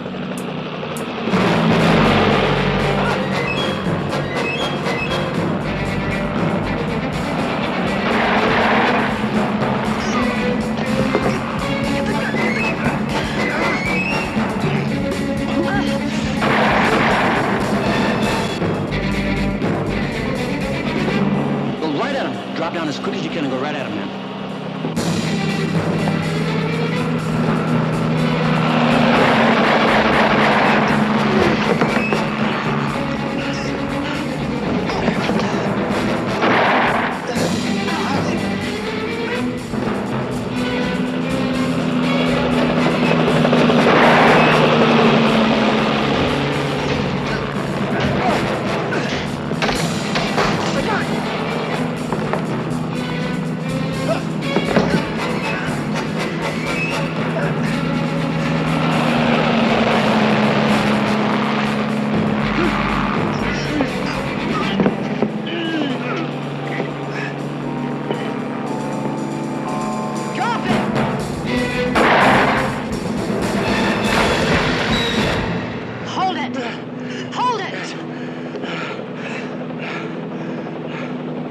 morning, Pep.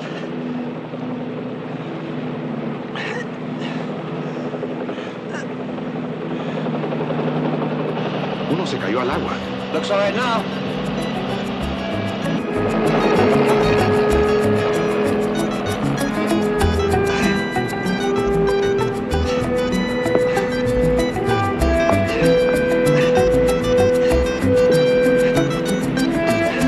Hey, Pep, hang on.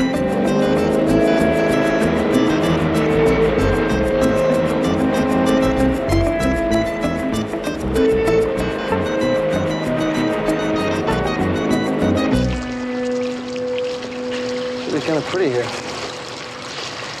Sam, I didn't tell you. We found Miller's body washed up on a beach.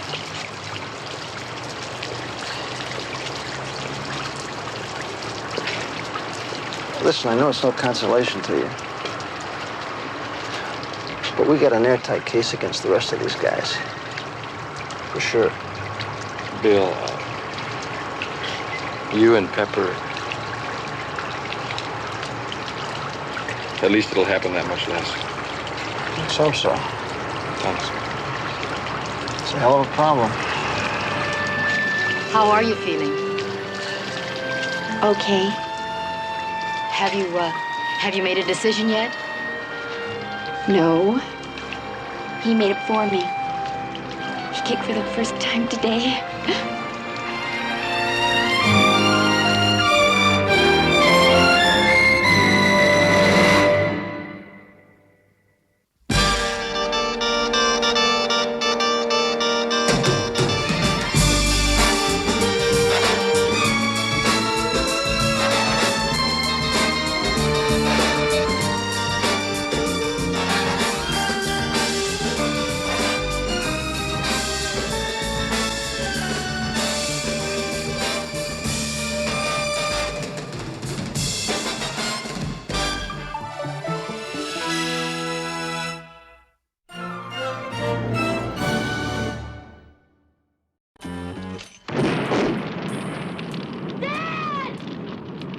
Can you tell us about the people he worked with? Dad called him the mongoose. The mongoose? And you gotta know that he's working with somebody right inside your own department. Conspiracy to commit gambling. I got a 14-year-old kid out there looking for his father's killer. Jack, you gotta slow down.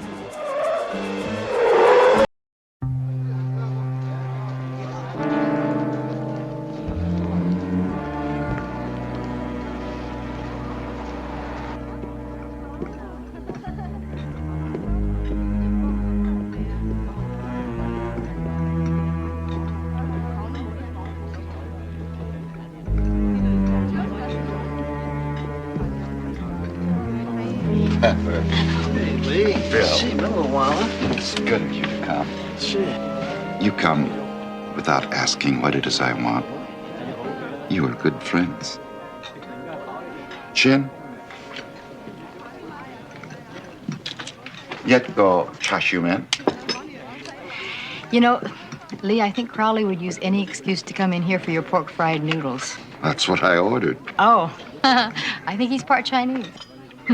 Lee, you got a problem, right? I need some help.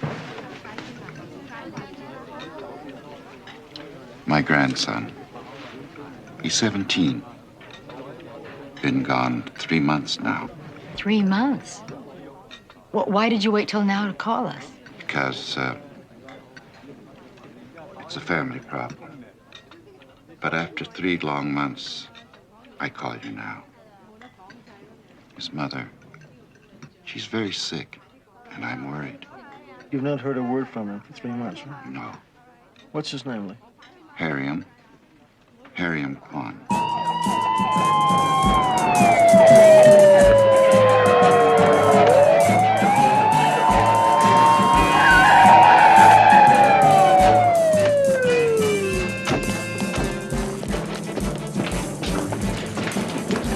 Nothing to be alarmed about. It's to be expected. Gambler? It'll be all right. You know, my people, they gamble in the back. And the police, they do their job? It's perfect at 10. We're on the way to the station with 14 suspects. All right, let's move out. Hey, listen, I sure hope you don't do anything to the cooks back there, because I got an order of pork fried noodles working. Crowley, how are you? Good, how are you? How's it going, Wagner? Hey, Pepper. Well, what is the first team doing in these back alleys? Surely it can't be the fine cuisine in this dump. Well, I don't know about that. Well, it must be pretty slow down there, huh? You guys got nothing to do except hassle old men? Oh, now, wait a minute. This is a commercial operation. Advice gets a lot of heat if we don't take these games. Besides, it's not that easy. So what are you doing here? Mr. Kwan's grandson is missing. He was just telling us about it. Well, he'll turn up. Probably running with one of the gangs. These people have really gotten out of hand. No offense. They're all loaded up now. What about this guy? Yeah, book him. Like I said, it's not that easy. See, that guy, he's a lookout. Anybody suspicious comes in here, he pushes a button behind that counter, and bingo, the game is over. And by the time you get in the back, it's chess and checkers and chopsticks, huh? Right.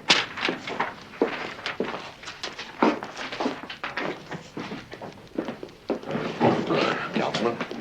Everyone well? Yeah. All right, hold it up a minute. Mr. McCormick here would like to say a few words. Councilman. Thank you. Now, you all know how I feel about organized gambling in this city. Not only is it illegal, but it also breeds other forms of crime. Politician. Prostitution, corruption. And then again, you all know this. So let me just say that I stopped by to say, keep up the good work. The very good work. Thank you.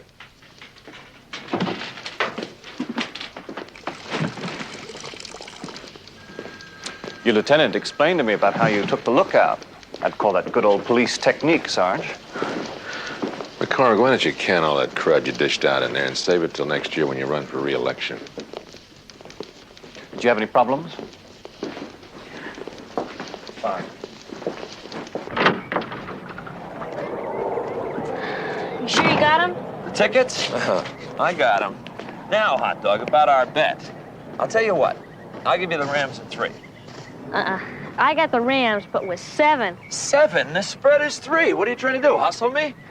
All right, you bandit. You got 7. Now let's get going before we miss the kickoff. Dad? Thanks. Why? I still got a good bet with 7. I mean, thanks for giving up your golf today. I know about the tournament. Mr. Bain called while you were in the shower. Well, I'll tell you something, bandit. Something dumb. But I'd rather spend Sunday with you than play golf in the Masters. Now let's get... Wait a minute, where's the radio? Go get the radio. Man.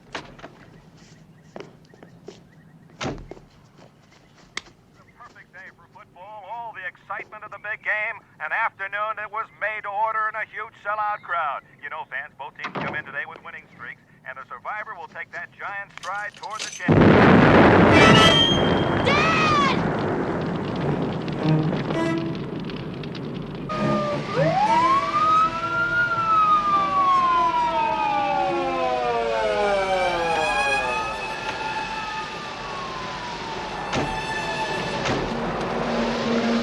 Hey, Paul.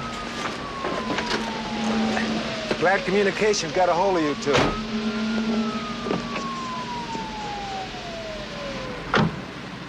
Some mess, huh? Anybody in that thing? Curtis Forrester. The reporter? Right. You got any suspects? We just got started. That's his kid over there. He was standing near the house when it happened. The kid saw it happen? Yeah. I need someone to question him and then transport him over to Barton Hall. Barton Hall? Paul, are you crazy? You can't let a kid go through an experience like this and then dump him at Barton Hall. What are you thinking about? That's terrible. What about his family? Has he got any relatives? That's the problem. There is no one. His mother died 2 years ago. We've already contacted probation. He's got to go to Barton Hall until they can line up a foster place, home. So meanwhile, we just question the kid, then dump him at the hall, is that it? Paul, can't you just turn him over to juvenile? Pepper, what I need is a woman's touch. You're the only female investigator that's not tied up today. Juvenile's got no one available. I'd like to help the kid, Pep, but his old man was a reporter. He might have been onto something big. You're it, and that's all there is to it. All right. We'll question him, but we're not going to dump him off at that place like a piece of baggage.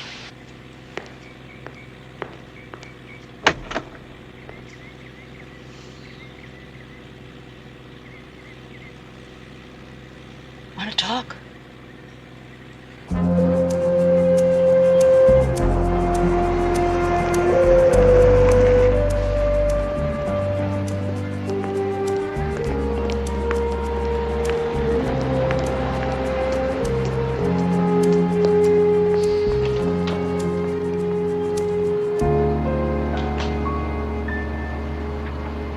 This is it?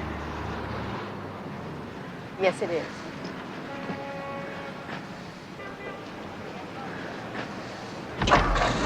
Bill, where are we going? Not here.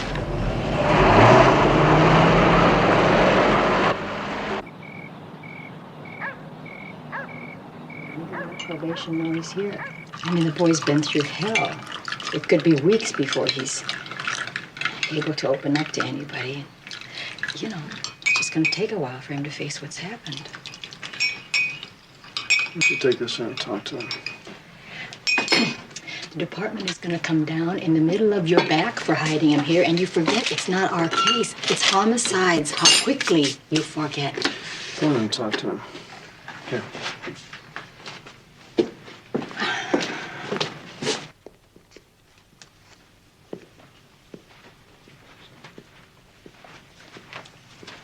Feel like some hot chocolate?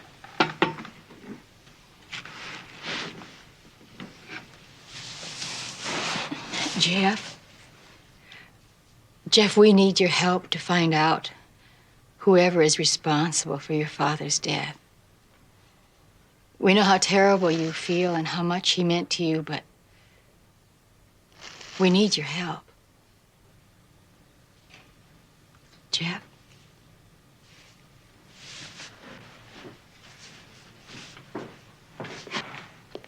I found some marshmallows. Oh.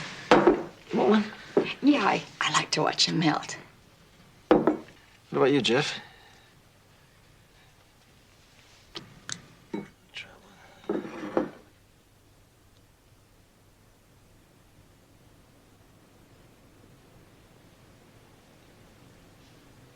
Jeff, we think your dad was mixed up in something pretty big. You have any idea what it could have been? I mean, I really want to catch the guy that did that to your dad. And I promise you something, I will.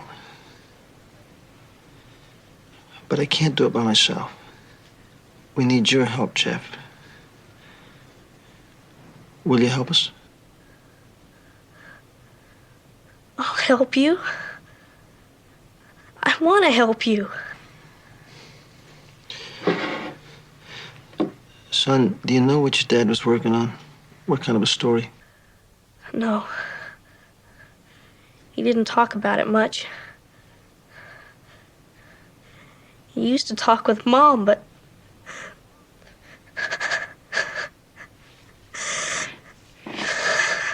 It's okay, Jeff. It's okay.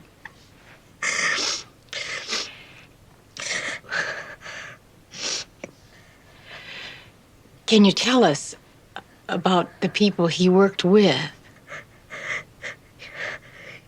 You mean on his own? Yeah.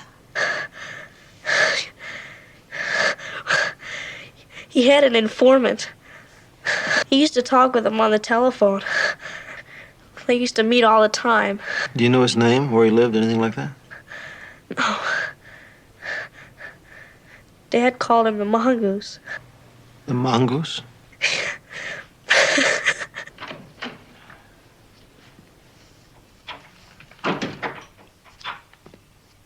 He asleep?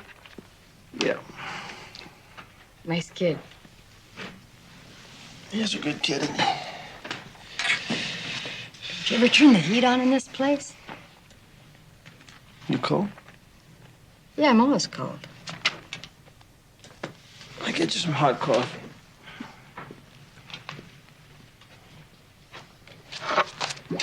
You know something?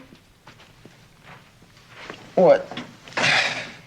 I saw a side of you I never noticed before tonight.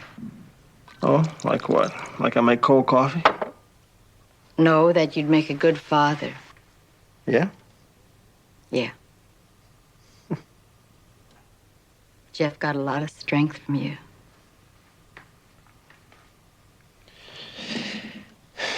Do you know what time it is? I can't make it. I want to go to bed. I haven't finished this. Well, I'm going to give you the keys to the car. Pick us up in the morning, okay? You got an extra bathrobe? I love to sleep in men's bathrobes.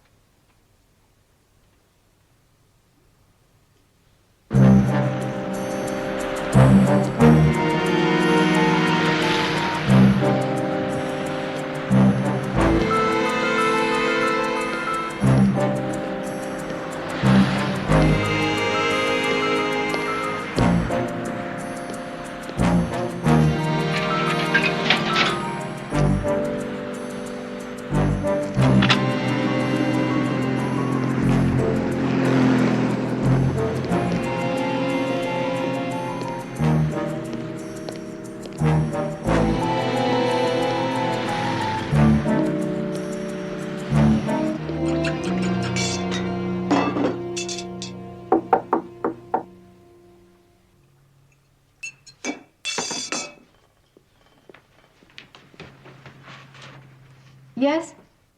I'm from the probation department. Sergeant Crowley? No, Sergeant Pepper Anderson. I'm Mary Snyder, juvenile probation officer. I've come for the boy. You realize you were supposed to transport him to Barton Hall last night. The boy is here. Yes, he is here. I made some coffee. Why don't you don't have to explain your behavior to me, Sergeant. This is a juvenile court order for the return of Jeffrey Forrester.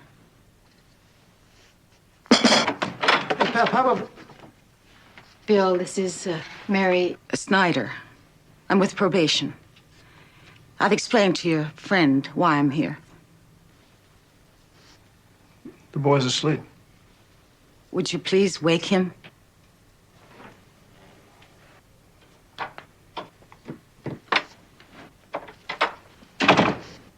Look, we've just begun to get through to him about his father.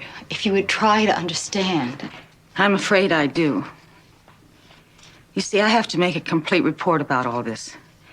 My only concern is the well-being of the child.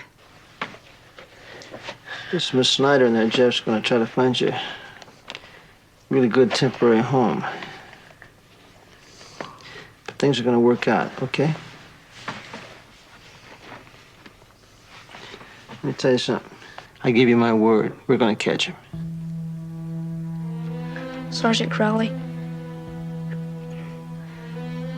I just want you to know that my dad was a good reporter because he could relate to people. He could put himself in their shoes, take on their problems. My mom told me that once. She was right. I just wanted to thank you and Sergeant Anderson, for being like him and being with me last night.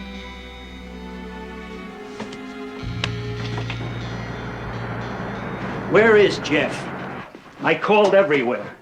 He's with the probation department. They're trying to find him a suitable home. A suitable home? That's right, sir. Mrs. Longley, find out who the chief probation officer is and get him on the line. I thought a Lieutenant Salvino of homicide was assigned this case. That's right. He is. We're assisting him. Mr. Bain, could you tell us what Forrester was working on? What stories? He was working on several assignments. Like what? Consumer fraud, a profile on bank robbers. Yeah? What else? Corruption in city government. Involving who? I don't know. Kurt was the best guy here, and you people know it. And when he was on standard assignments, he touched base with me. But when he was into something big, he'd go full bore and alone till he had his facts. Which of these would you consider routine? Consumer fraud. Who's the mongoose? What? Jeff mentioned that his father was working with somebody called the mongoose. Who is that, Mr. Bain? I'm sorry, I don't know. Now, if you do, this is hardly the time to remind us of freedom of the press. Sergeant Anderson, Kurt was more than just an employee here. He was a close personal friend. And this paper would go to any extreme to find his killer. Then why did you look away when we mentioned the mongoose? Well, this mongoose, as Kurt chose to call him, was just a faceless name to me, to all of us here. We don't know who he is. Then how did they communicate? Well, this mongoose would call and set up appointments, that much I do know. Mongoose always phoned Forrester? Right. And then they'd obviously meet and, Oh, yes, put him on. Mr. Olin? Yes, I'm calling about Jeff Forrester. When? Keep me posted. If there's anything this paper can do, call me. Jeff's run away.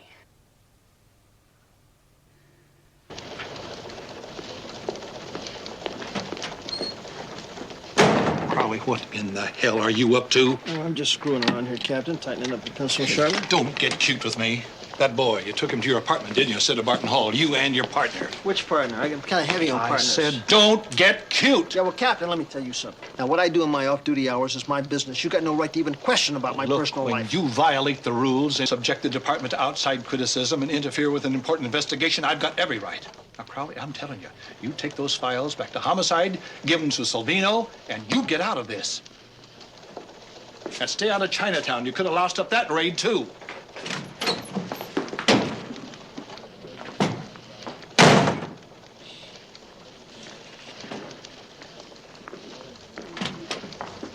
Now, what do you guys have? Would you steal his holster or something? Hey, what's the matter? Bet I know what that was all about. Guess I should have gone home. I thought it was legal between consenting adults. Me too. Listen, man, you guys got nothing to do? Joe, take this file down to Salvino. No, both of you. Get over to Juvenile and see if you can help him locate that kid. Park say we were in on this? Nope. I need some help, Mr. Bain. Jeff, where are you? My dad worked with someone called the Mongoose. I want to meet him. I need his telephone number so that I can... Jeff, listen. The police will find him. You stay right where you are, and I'll send someone to pick you up. Now, give me your location. I can't, Mr. Bain. Now, will you give me the number, please? I don't have it, Jeff. Now, where are you? Well, I'm not in any home, I'll tell you that.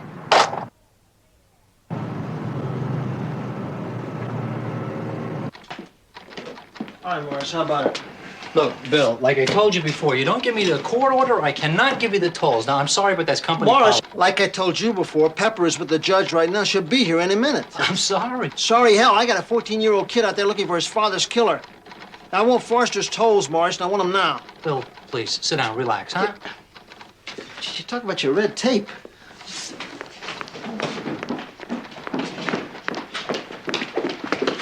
What'd you do, stop for lunch? No, but the judge did. Now, let's go, Morris. Read it later, will you? Listen, if you want all the subscriber information here, it's going to take a while. We'll wait. This is the week of 6. He's got to be one of these 6 phone numbers. We'll try him. First, I want to check that house, in case Jeff might be there. You know, you're sticking your neck way out in this one. Why? Homicidal. Look at that. That's Forrester's house. 12Y50, requesting fire units to 1338 Sunshine Terrace. There's a van pulling out. Let's get it.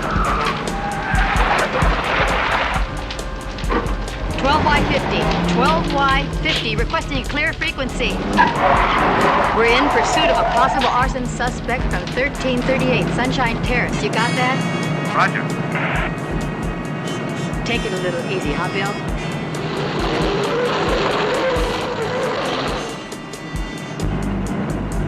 12Y50, suspect's vehicle is a 68 Ford van, light blue, license number, can you see it, Bill? 143. License number 143. Peter Charlie Edward. Peter Charlie Edward.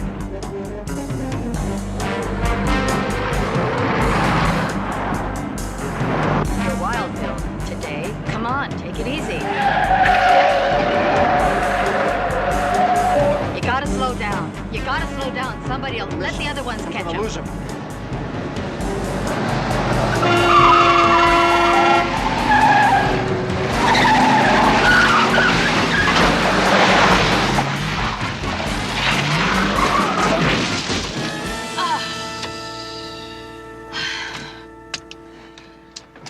Y50 requesting a traffic unit.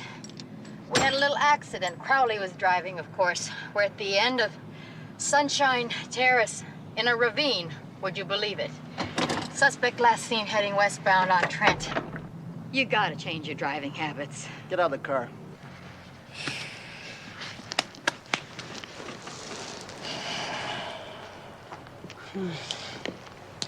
Michael said it was definitely arson. Yeah. Quote, we could have parked a rig right on top of this place and the stew would have burned to the ground. End of quote. Who'd the van finally come back to? Joe's running it now. Bill. What? Hey, you turkeys. I thought you ordered off this case. That's right. Yeah, Listen, we were why don't you close tell by, your so boss- I asked Bill to swing by and check, okay? Well, okay. But the old man's on his way, and I'd clear out if I were you.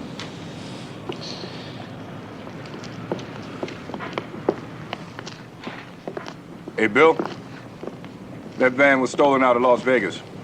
Radio car just located it 6 blocks west of here. What about the driver? No luck, but they recovered 2 empty gas cans. They called Prince? They're en route.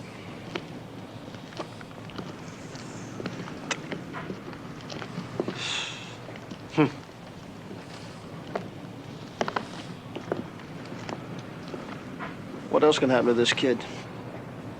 Yeah, okay. That's fine. We got the toll calls. Good, that was Bain. Jeff called.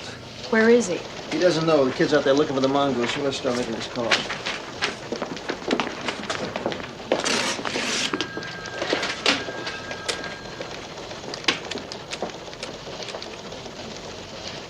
I'd like to speak to the mongoose, please. Right, the mongoose. No, I'm not kidding. Yeah, will you do the same, pal?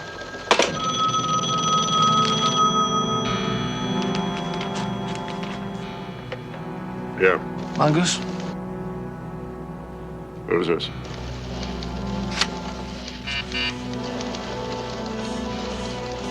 Police officer. I want to talk to you. Man, you gotta be crazy. I can't meet you. I'm being watched. Okay, then I'll come meet you. You know where I live? Look, buddy, I told you I'm a cop. I've already run your number. Sure, I know where you live. Yeah, all right, right. Yeah, but not here, you know, synagogue at 8 in Oxwood. Tonight, 7 o'clock. Yeah, and be alone.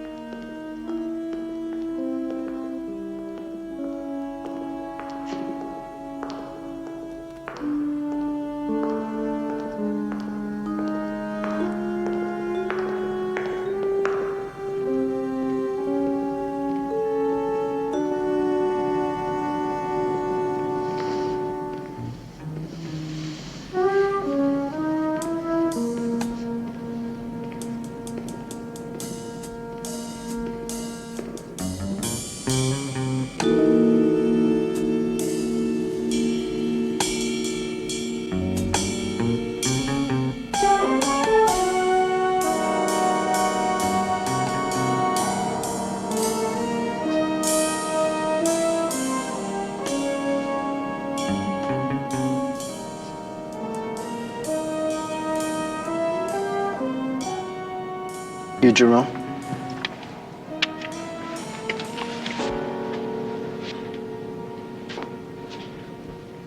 How did you know? What? The telephone company, huh? It's all right. That ain't my real name anyway. Forrester picked that one out. The real Jerome Stallings, was killed. Traffic accident. And you're who? Mongoose. That's enough, Mongoose. What was Forrester into? Man. All I know, man, you got to be a part of the whole thing. Part of what whole thing? Corruption. Corruption. That's what Forrester called it. That's all I know. Look, pal, now you get to the bottom line, or we're going to go down to the station, print you, and then we'll find out just who you really are. You get my message? Right. John McCormick, your esteemed councilman, he's in debt. He's a big loser. Some local bookies, some that ain't so local. And what? And he's getting paid off. A big gambling syndicate to keep the heat off of Chinatown. It's a Chinese syndicate.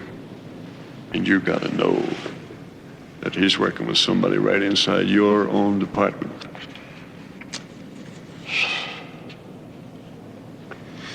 Where's the boy?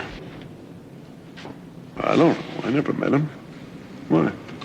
He's run away. You think he could be in any danger? Not unless he's got his father's file. What would be in the files?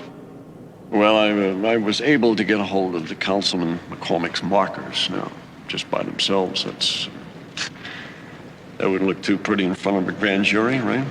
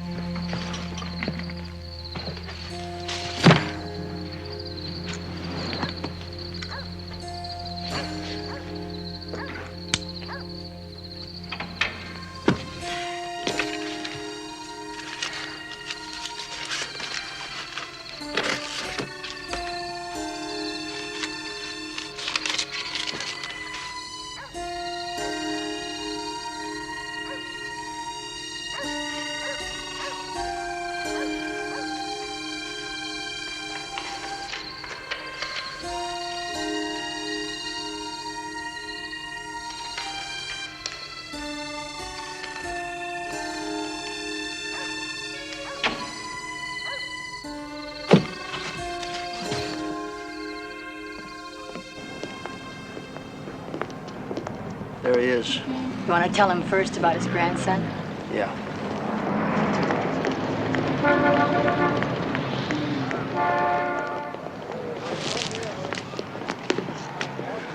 You have news of my grandson. Lee, we have some bad news for you. Your grandson's dead, Lee. He was found in San Francisco, a drug overdose. It is as I feared. I have relatives there that can bring him home. Is there anything we can do? No. I have already caused you both much trouble. I will tell his mother. It is a family matter. Lee, there's another young boy who's in trouble. His father was murdered, and I'm afraid that some of your people are involved. We need your help, Lee. What can I do? Good evening. How's the Shui Mai tonight? Please, come with me.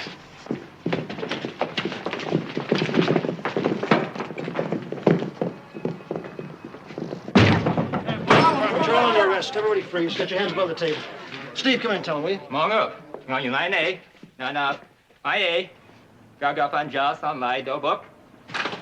Larry, cover that door, will you? They're going to get their names. Everybody's name. Anything's gonna happen? Something better happen soon. I'd sure hate to have to explain this raid to Parks. I hate to have to explain anything to that hardhead.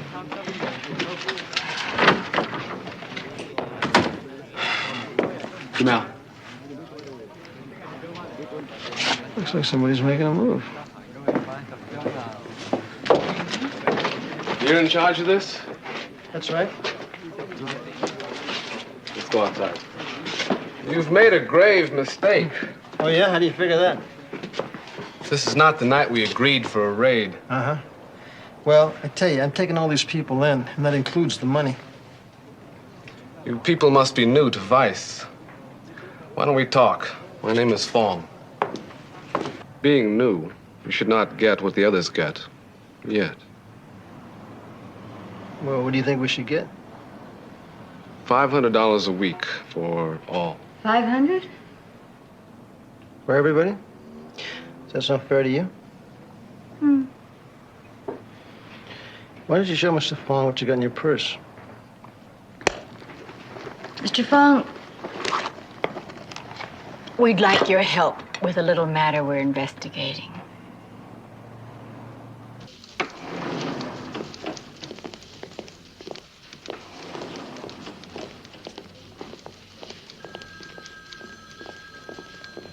Yes, I will do it. Okay, thank you. I can help you. I'd like to see either Sergeant Anderson or Sergeant Crowley. I'm sorry, they're both out. Can I help you? Can I have a pencil? Will a pen do? Sure. Front desk, Officer Boyer speaking. I'll have you transferred to burglary auto theft. Thank you. Could you please give this to Sergeant Crowley? It's very important.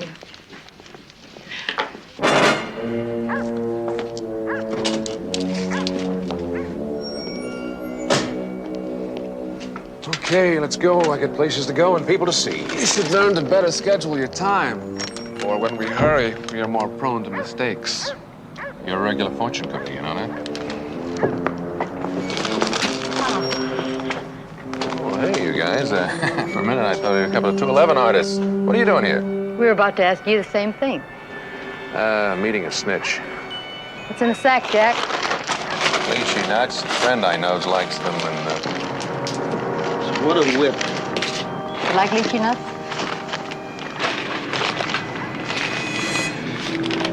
You know, that was real stupid of you. I bet you had more smarts than this, Wagner. Okay, you got it. You're under arrest.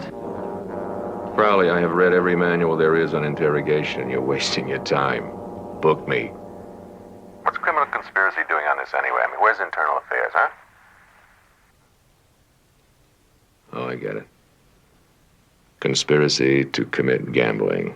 Well, that's worth about a $50 fine. What about conspiracy to commit murder? You crazy? You know what a guy gets when we bust him for gambling? A $10 fine. The law is a joke. Nobody cares. So when I got offered $100 a week to do the same thing I've been doing for 5 years, well, why not? But get off this thing about murder. Did you know Curtis Forrester? Sure, a hell of a nice guy. Well, we think your politician friend may have killed him. Or had him killed. McCormick, come on. He was about to expose him, Wagner. And your involvement in Chinese gambling interests. Crazy. You believe this? You recognize that? Sure, it's McCormick's phone number, so. These are Forrester's tolls. He phoned McCormick 3 days before he was killed. Obviously to confront him with the story. My name is Jeff Forrester. My dad was Curtis Forrester. Yes, he had your name and number in an appointment book of his. Could we meet someplace? I have to talk to you. Yes, sir? Okay. Thank you. Crowley, I won't bore you with specifics. Do you have any idea what you're doing? Pepper, bring in those tapes, will you? Being new, you should not get what the others get. $500 a week, or all. 500? I'm sorry, Chief. We just don't know who was involved. Bill? Excuse me, I don't mean to be rude, but Mr. Mossman here. I mean, what is the Attorney General's interest in this case? Forrester went to them, for obvious reasons. I've been studying your technique, Sergeant. Do you conduct all your investigations in this fashion? In what fashion? Unilaterally? I think the important thing right now is to get the job done. And we got two immediate problems. Find Jeff Forrester and bust McCormick. Yeah, Joe, what do you want? Excuse me. Forrester boy left it at the desk for you. Sergeant Crowley, I have most of my dad's files. I'm going to meet with someone who may help. I'll keep in touch. Sorry I missed you, Jeff.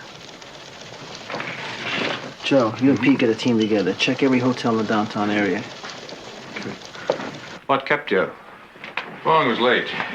Taking care of it. There won't be any more. What's that supposed to mean, Wagner? Well, it's simple. We had an agreement. I take care of the games. You keep everything in line. Well, Councilman, you went too far. It seems you're involved in a murder. Curtis Forrester? You've been smoking some of that weed that you boys confiscate. I know he talked to you. I've seen his tolls. And I know he was about to give us some big headlines.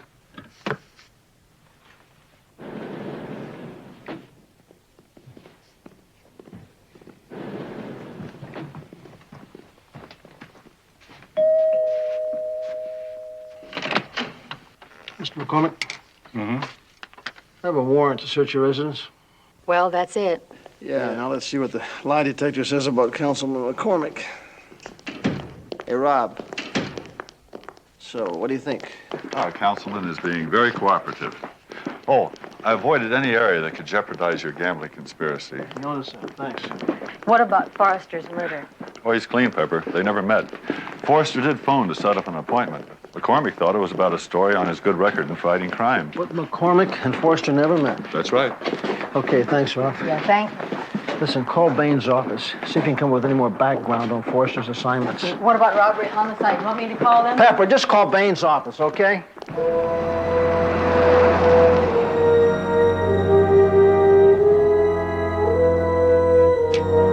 Okay, Forrester was here on the 19th. Mr. Hawley, what was his primary interest with the Bureau? He was writing an article on the futility of robbing banks. You know, because of the security, cameras, everything. We solved about 9 out of 10, which is pretty bad odds for a crook.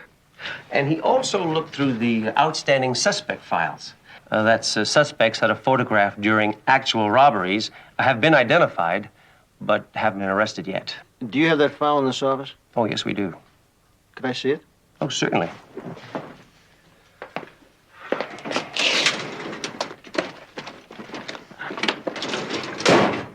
Most of them have been reduced to wanted posters. Forrester looked through this whole book? Yes, he did. Several of them interested him. Oh? Well, one in particular because he took it with him. Let's see. Looks like we got our work cut out for us.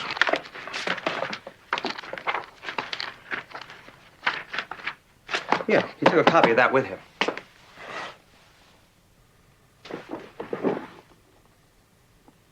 Looks like We're going to move on it.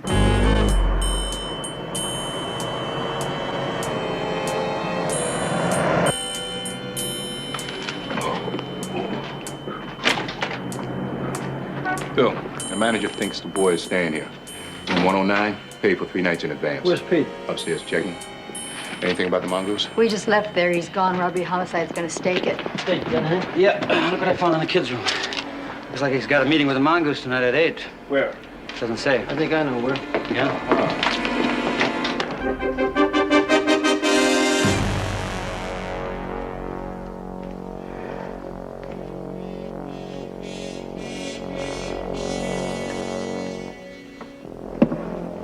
Jeff, over here.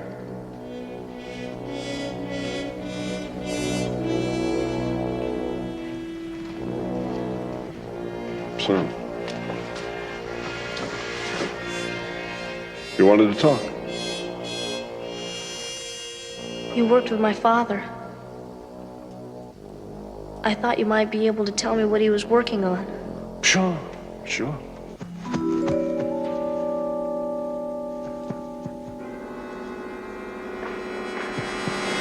Hey, Joe.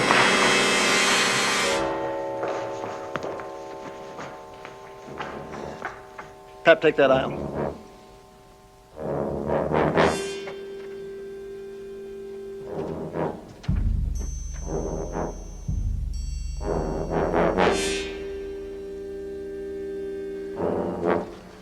It's your dad's file? No, just some notes I was taking. Anybody know about this meeting? No.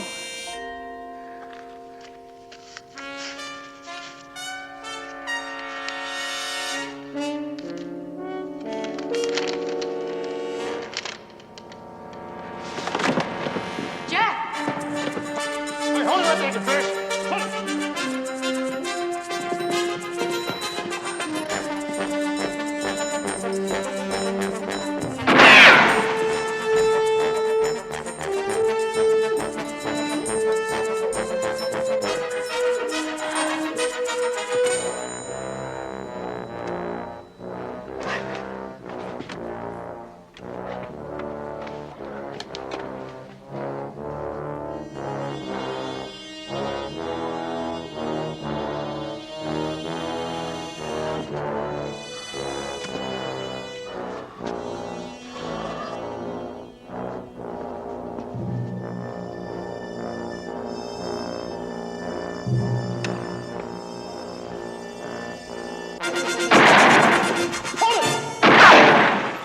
You all right?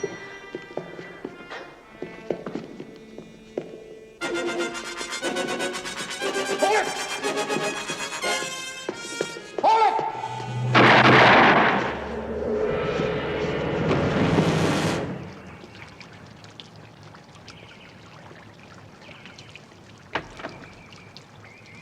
What happens to Jeff now? He's gonna stay with the Baines till they can find a good foster home. Good. Is he okay? Yeah, I think he's gonna be okay. Son, listen. I want you to keep in touch with us, will you? Gonna stay in touch? Well, all I can say is that I love you both. We love you too, honey. We really do. It's tough. We know it's tough.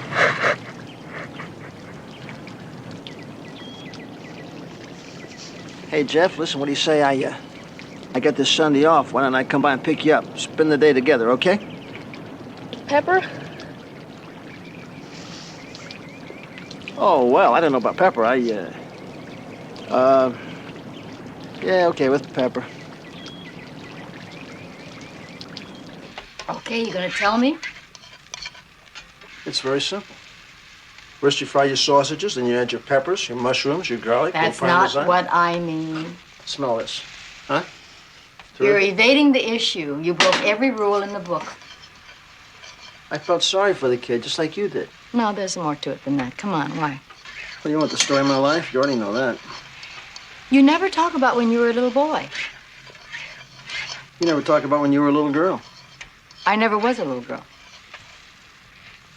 I'll buy that. Bill. Okay, I was in home. Like Bart. No, it's probably worse than Bart. You wouldn't believe what goes on in some of those places. I wasn't gonna let that happen to that kid. Want to go to San Francisco? When? Tonight. What are you talking about? I've already got the tickets. Are you kidding? I got 2 days of report writing to do. The review board reviewed our little traffic accident. It seems we failed to avoid an avoidable accident. We are on a 2-day suspension. We are? You wouldn't believe what goes on in San Francisco.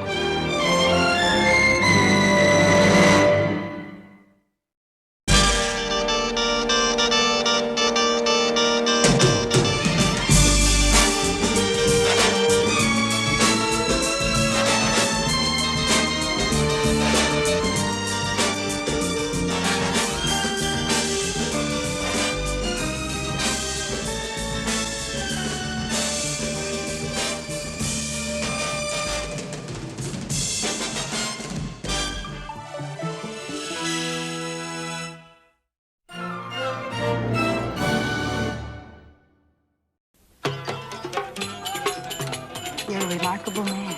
I appreciate beauty. You're a lovely girl, Francine. I think we can help you. That girl, that kid we ran into last night. There's more to this.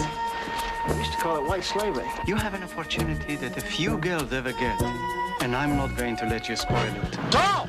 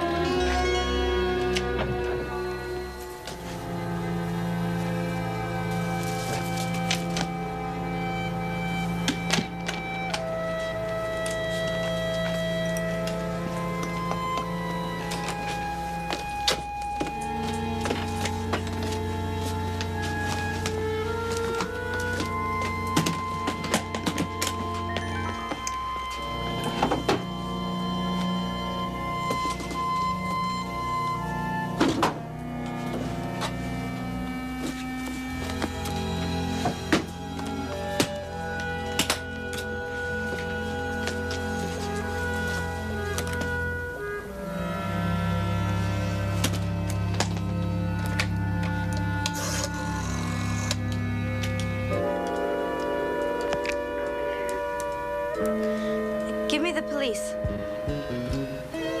Put it down, Joanne.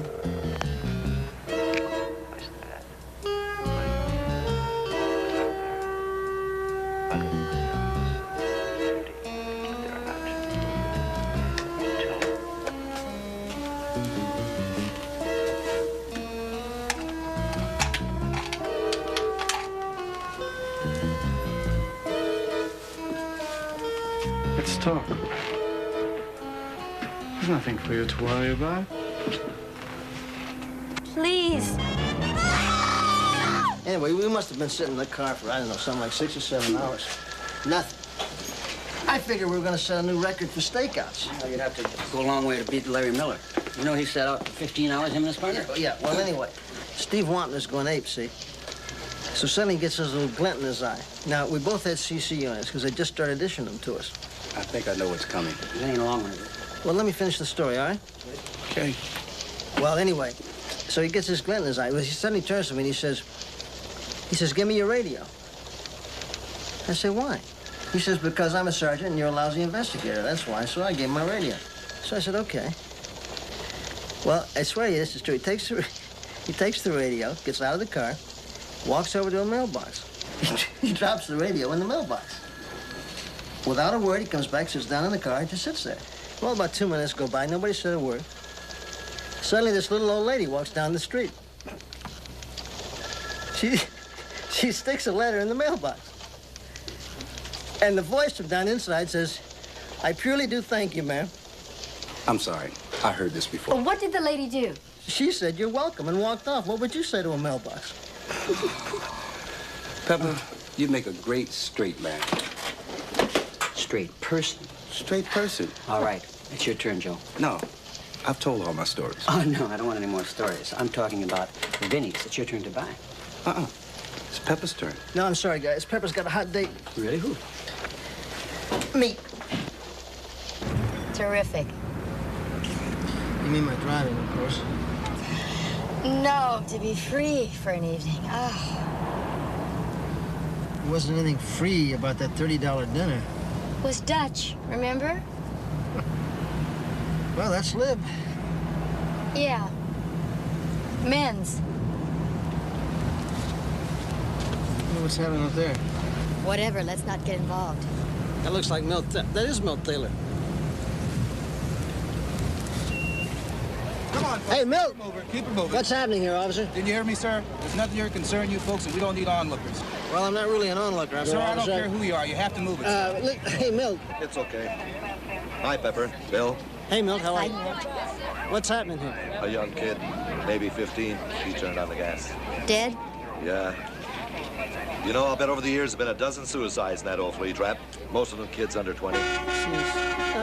We're blocking traffic. Yeah, I hope to see I'll you see you around. later, Milt. Okay, take it easy.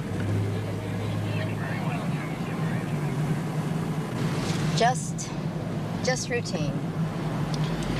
That's why I never like working patrol. Nah, that kind of stuff. Just happy somebody else is handling it. Okay, will do.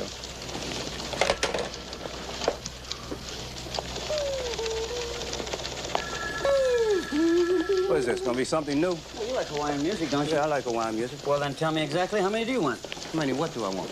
Oh, raffle tickets for the Policeman's Benevolent League.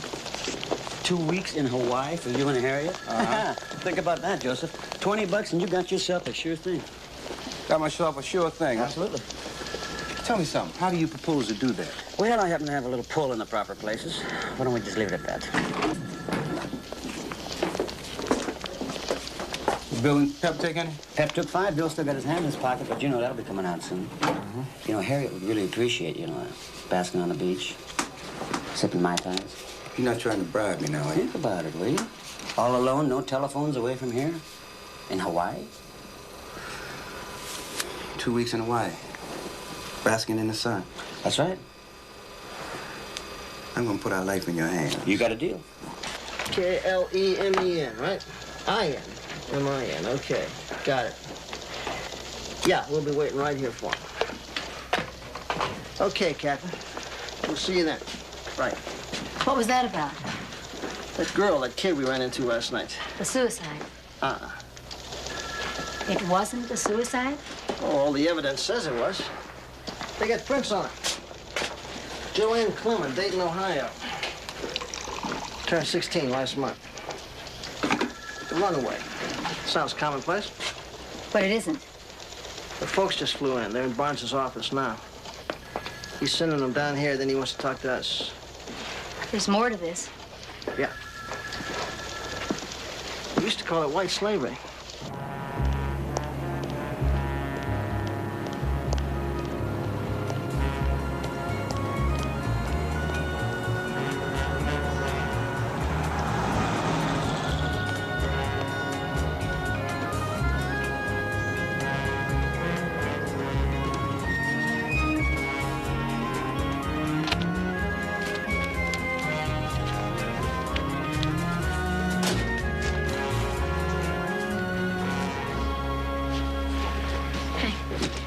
I'd like to see Mr. Victor, please. Is this in reply to the newspaper ad? Yes, ma'am. Your name, please. Laura Baker. Now, please be seated. He'll be with you in a little while.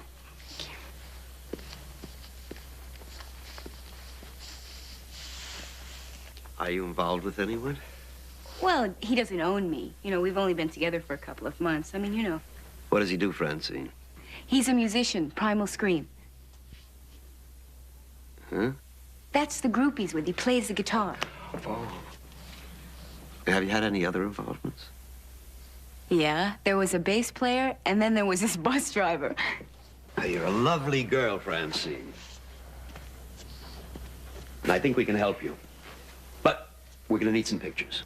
And you have a special photographer in mind. Oh, no, we don't do that. Anyone you choose. Just so the pictures do justice to your charms. I know what you mean. Thanks a real lot, Mr. Victor. Okay. Bye-bye. Bye. And you too.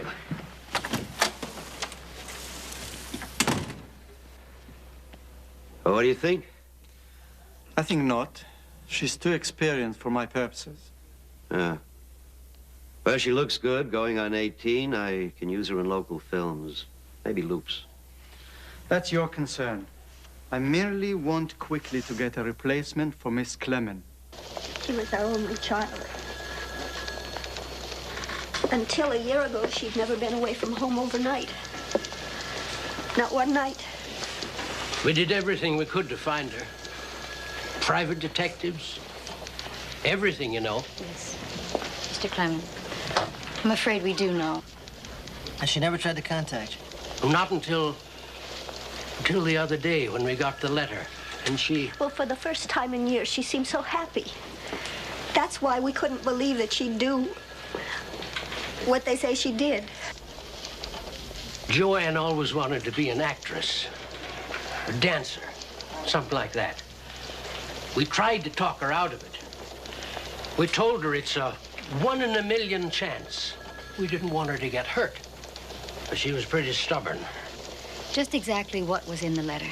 Well, it was like, I told you so. She said she just got this job, a real good job, a model.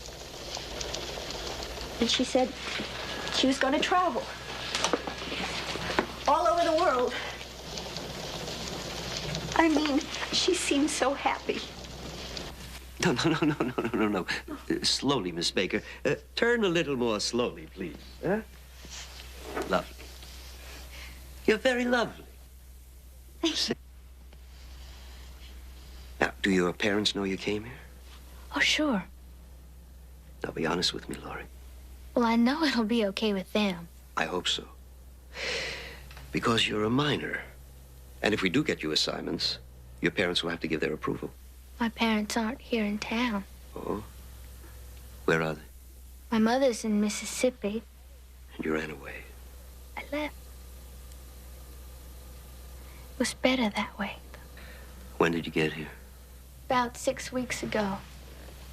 And I need the work, Mr. Victor. I'm sorry. But without your parents' consent, you can't sign contracts. I thought it'd be different if I came out here. Anywhere in the country, Laura. There is one possibility. You see, Miss Baker, I represent a number of clients abroad. As you well know, American things are extremely popular in other countries. Music, food, fashion. Well, blue jeans, for example. The whole world wears blue jeans. And attractive young girls like yourself, well, they're very much in demand as models. I could go to Europe? The fact is, Miss Baker, if you wanted to, you could go most anywhere.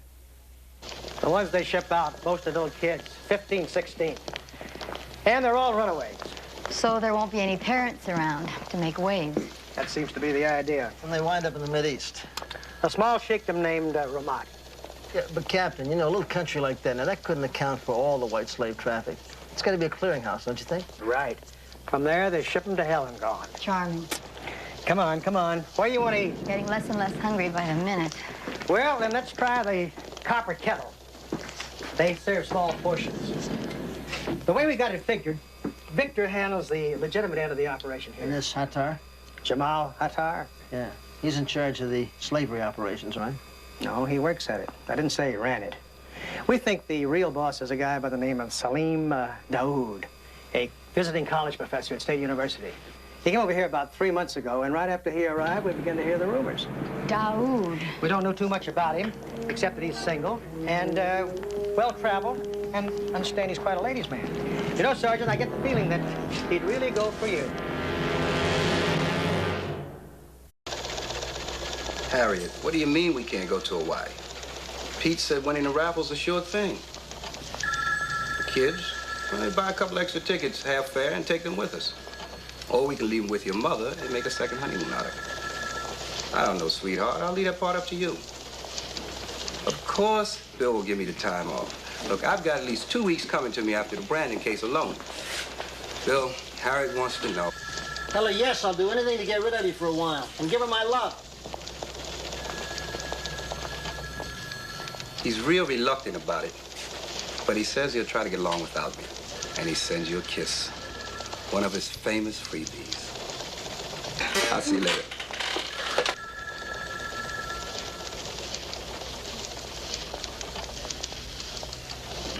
Atini Isem Hotel Karib. Can you please tell me the time? Arzouk Eli Ahsha. It is noon. Dalyuti Dhuhran. it is the dinner hour. الآن ساعة العشاء. Hi. A little tougher than French. Oh, not if you're an Arab. How come? If I'm going to enroll in that course, I have to have at least a little background in this, in case teacher starts making inquiries. Oh, yeah, teacher. Here we go. Professor Daoud. Jamil. Or is it Gamil? Loose translation for not bad. Pep, look. I mean, if you don't mind, this is my office and I got a little work I gotta do, so... I mean, if you really don't mind. Of course not. Okay. You wanna take your Berlitz and split?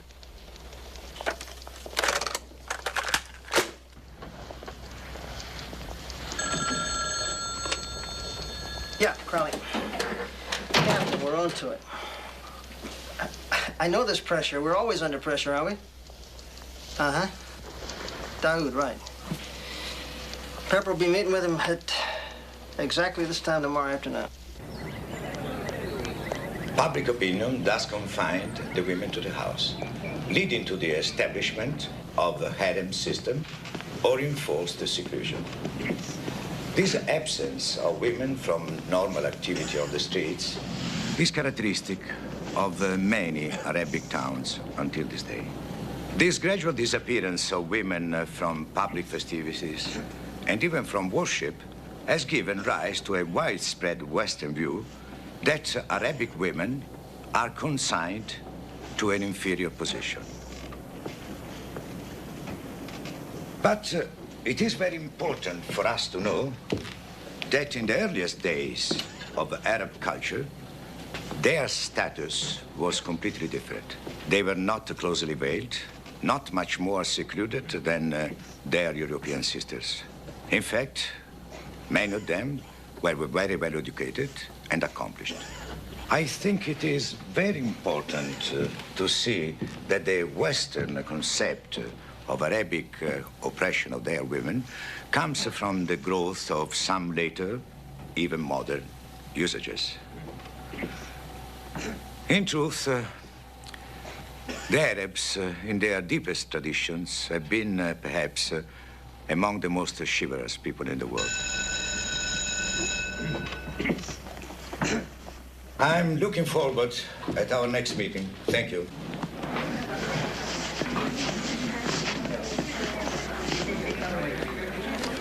Dr. Daoud, I'm sorry I walked in so late. That makes 2 lectures I've missed. I know. Had you been here, I would have been very much aware of it.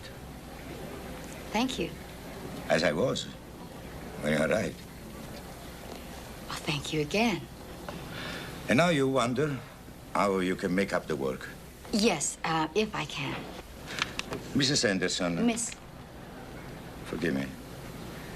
You're not taking the course for credit. No, I'm interested in the subject matter. I'm a teacher, and I'm assigned to Saudi Arabia to an American high school next term, so I want to learn all I can about its people and its history. That's commendable. Thank you.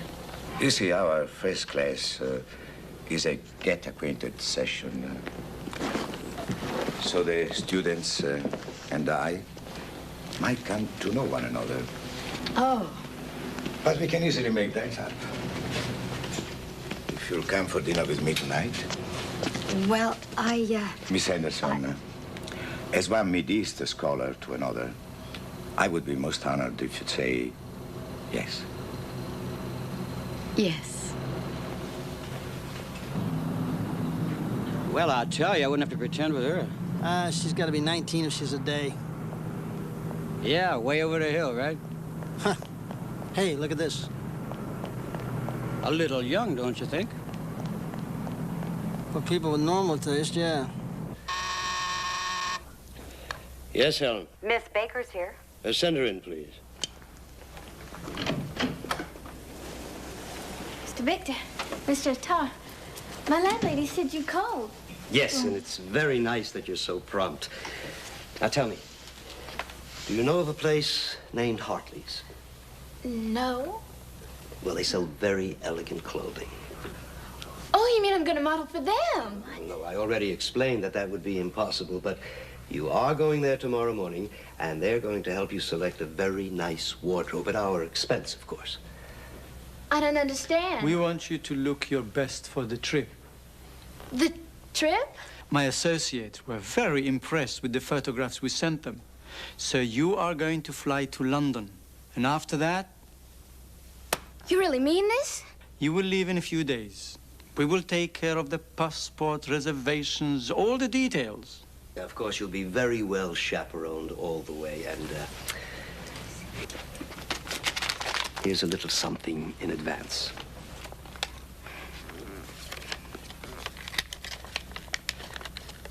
Mr. Victor, I don't know what to say. We would appreciate it if you didn't say anything to anyone. You understand, Laurie? We're the only agency in the city handling this sort of thing, and since we were the first ones to think of it, we sort of have a corner on the market. So if the news got out, so mum's the word, huh? Total mum, for sure. Here she comes. She looks mighty happy. We better stay with her. Don't you want to talk with her? I don't know yet. If she goes home to Mom and Dad, there's nothing to talk about. Good evening. Good evening. I guess the standard expression is for me? I hope you approve, Miss Anderson. Approve? Are you kidding? Oh, my. Oh, and it's Pepper. Salim?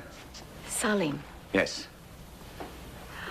I just don't know what to say. I mean, the roses are lovely, but the vase, I'm speechless. I don't know what to say.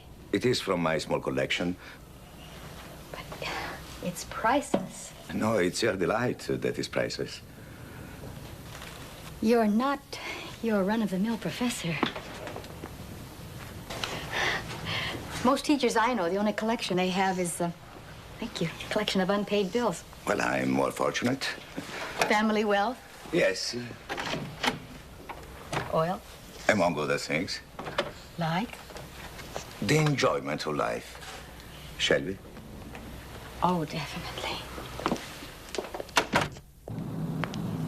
For that matter, you're not your ordinary Arab either. My mother was French. Perhaps that explains it. Yes, that explains a lot of things.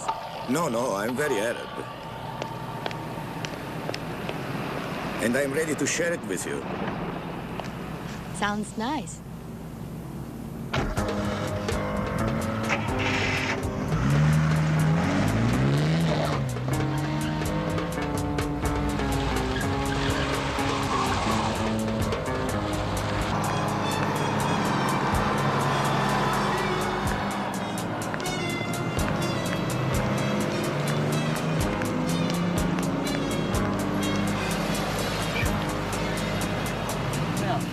Definitely not Mom and Dad. Well, let's go see what kind of a story she lays on us.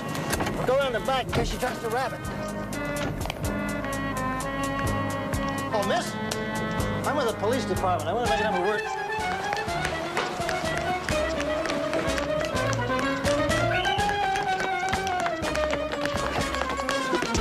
Let me go, please. Police. Let me go. Just relax. It's all right, honey. It's okay. We're both police officers. Nobody's going to hurt you. We just want to talk to you, okay?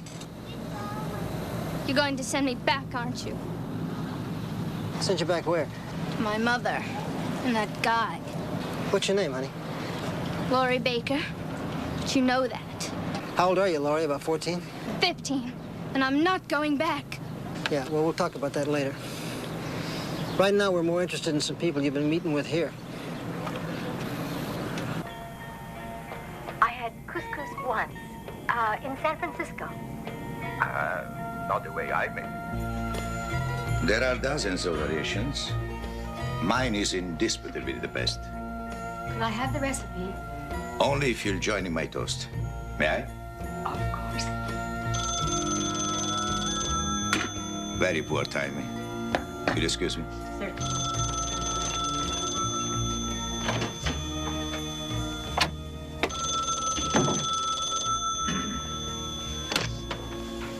Hello?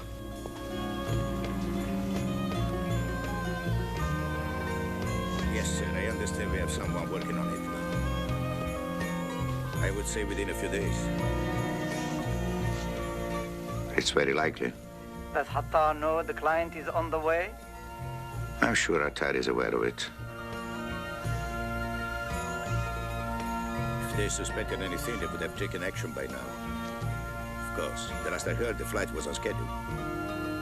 I'll see if I can't expedite matters. You've done well. Thank you. Thank you. Goodbye. Goodbye.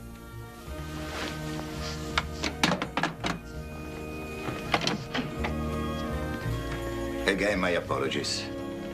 A graduate student at the university. She's doing a thesis. You make yourself very available to your students. Shall we toast to that? All right. To our relationship. To our relationship. Wherever it may lead. He said Hattar's name on the phone. Yep. But he didn't say what would happen in a few days. I can make a guess. Make it. That's when they ship over another girl. I'll buy it. Because we found her. A runaway? Yeah. Juvenile notified her mother in Mississippi. Her mother's a boozer, so is the guy she lives with. They couldn't care less what happens to the kid. So? So we're petitioning to make her a ward of the court. And use her as a snitch? Yeah, the court approves. That could put her in a lot of danger. You can't do We'll that. have a policewoman staying with her, Pep. Even so, that... Even so, there's still a danger. I know that. I feel a responsibility for the kid. But I got another responsibility, too. I gotta bust up a white slave ring. I gotta try to save a lot of little girls. Now, this kid is the key to busting it. If she can't help me, it's back to go. Look, I had a decision to make, and I made it, okay? I'm sorry. Yeah, so am I.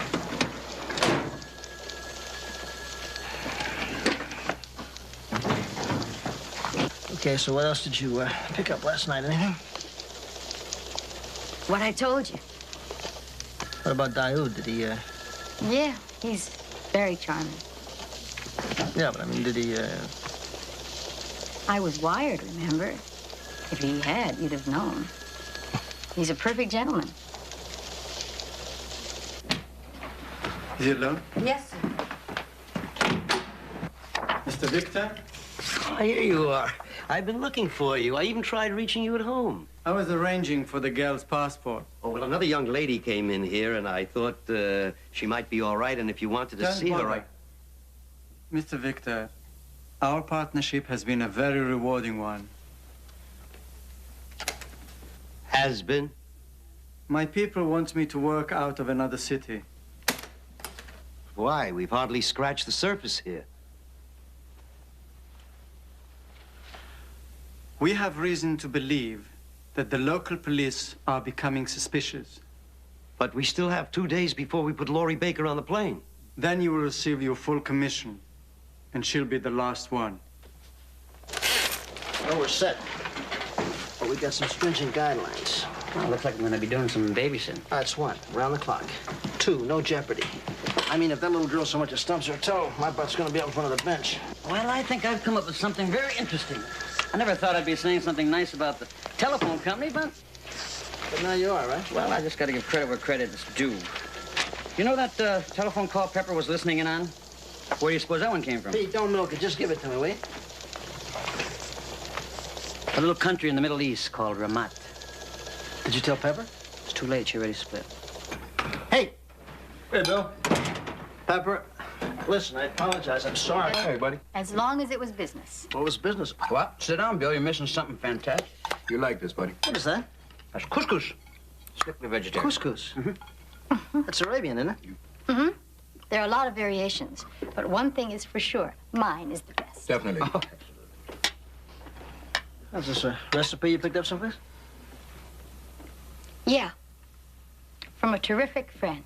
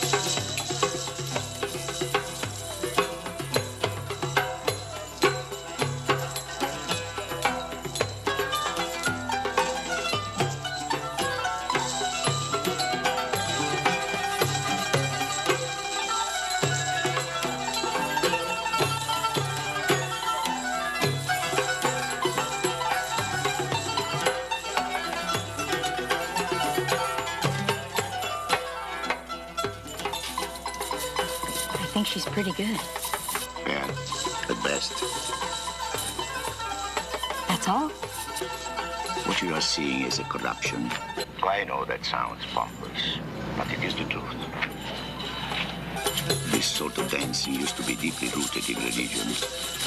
It's a thing of remarkable grace, beauty, and even piety. Well, later... You know, I believe that you are a true Renaissance man, one of the few I've ever met. Really? You're a historian, a teacher, you speak 6 languages. 5, and not all of them well. You're a gourmet cook. You're a student of the arts.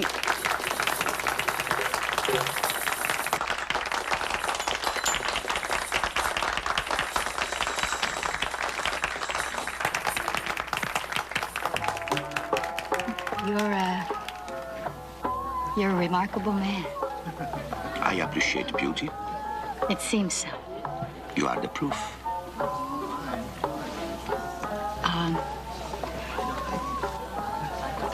Are there many women in your life? Of course. It's a valued tradition in my country. And they're beautiful? And that, too, is a tradition. Then why do you come so far? Well, No, seriously. You have a beautiful home in Ramat.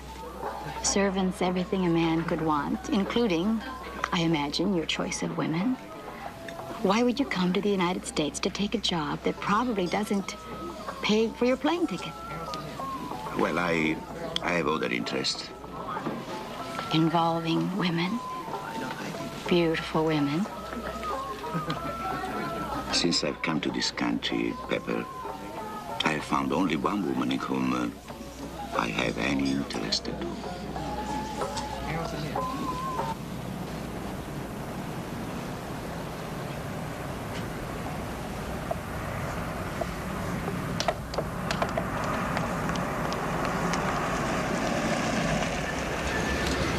Gee, I was scared you wouldn't get my message.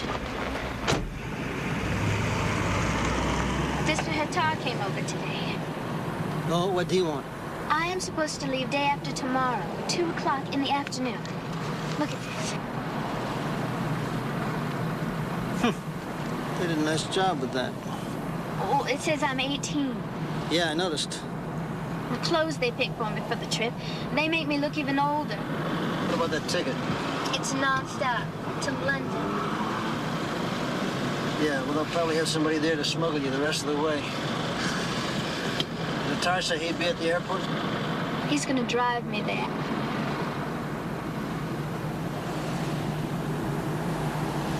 Laurie, you think you can go through with this thing? I think so. You know, we'll be at the airport. There'll be a lot of us there. You got nothing to worry about, believe me. Sure. You're gonna be safe between now and then. In about an hour, there'll be a policewoman over. Her name's Mary Lou Groves. She's gonna stick with you till we get this thing wrapped up. Think you're gonna like her.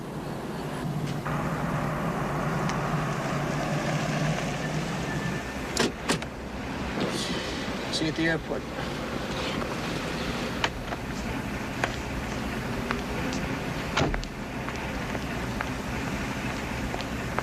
Laurie? Okay.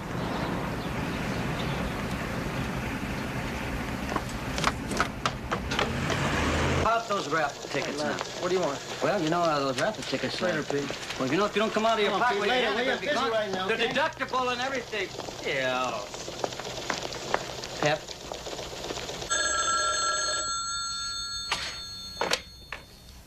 Four-Star Modeling Agency. Oh, yes. Just a moment, please. Yes, Helen? Is Mr. Hattar with you? No, but I'll get him. Line 1. It's for you. Thanks. Yes? Put him on. Good afternoon, sir. Today? Yes, sir, I'll have her there. Thank you. Get who where? Your commission on Miss Baker should be higher than you thought. Well, how's that? The expenses will be down. We won't have to send her to London on a commercial plane. Huh? A client of mine is here on business.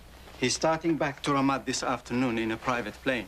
You mean he's willing to take her along? He insists on it. It's only himself and the crew. He might get lonely. If I get any more calls, I'll be back in a couple of hours. Yes, sir.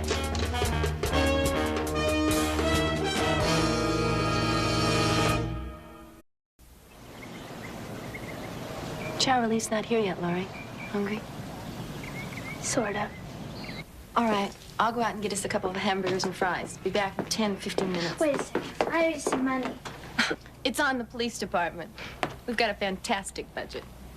Thanks, Miss Groves. Mary Lou, keep the door locked, huh?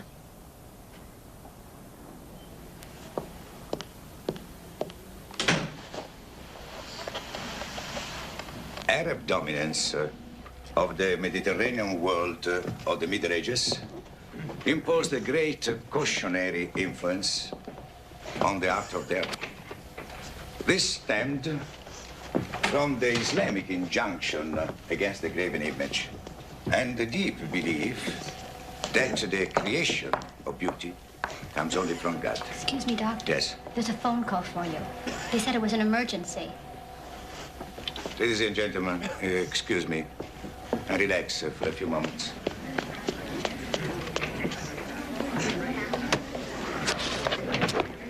But I haven't even packed yet, you see. That shouldn't take more than a few seconds.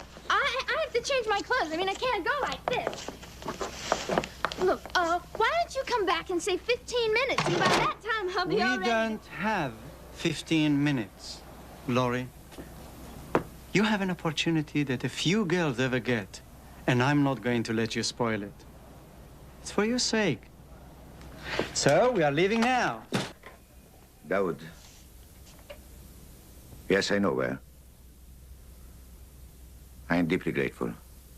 Thank you.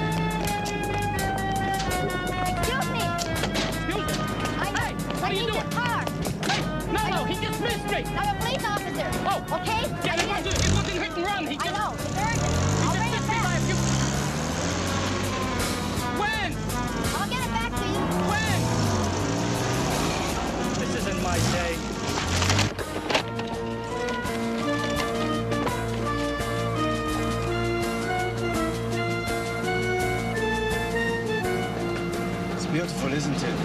And you will find it's much more comfortable than a commercial plane.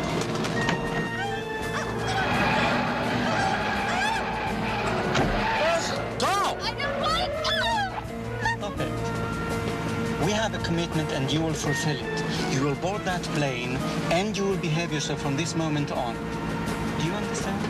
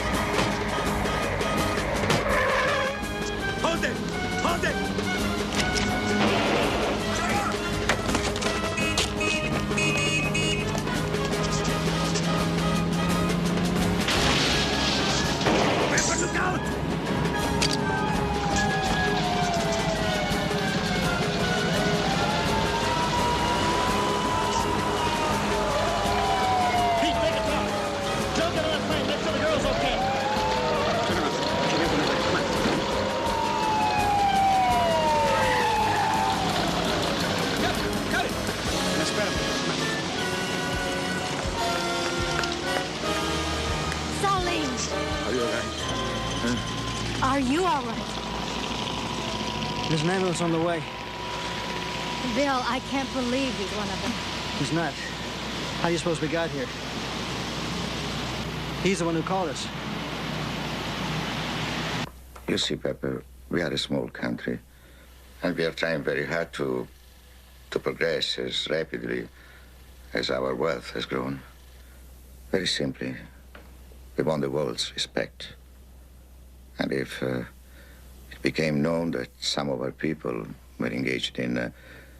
It would set you back pretty far, huh? We wanted to handle it ourselves.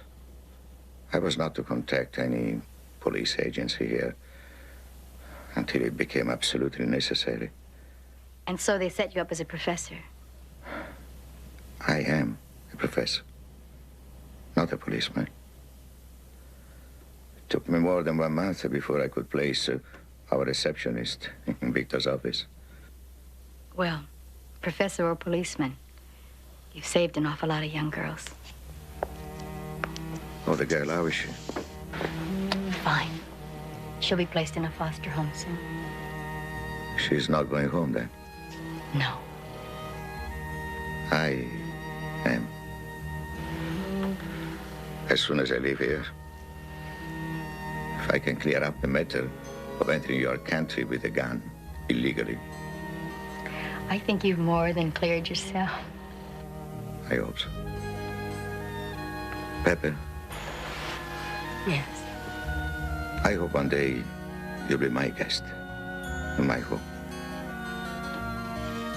Salim, that's a beautiful thought. In any case, I want us never to lose contact. I want that too. I truly do. I better let you rest. See you tomorrow.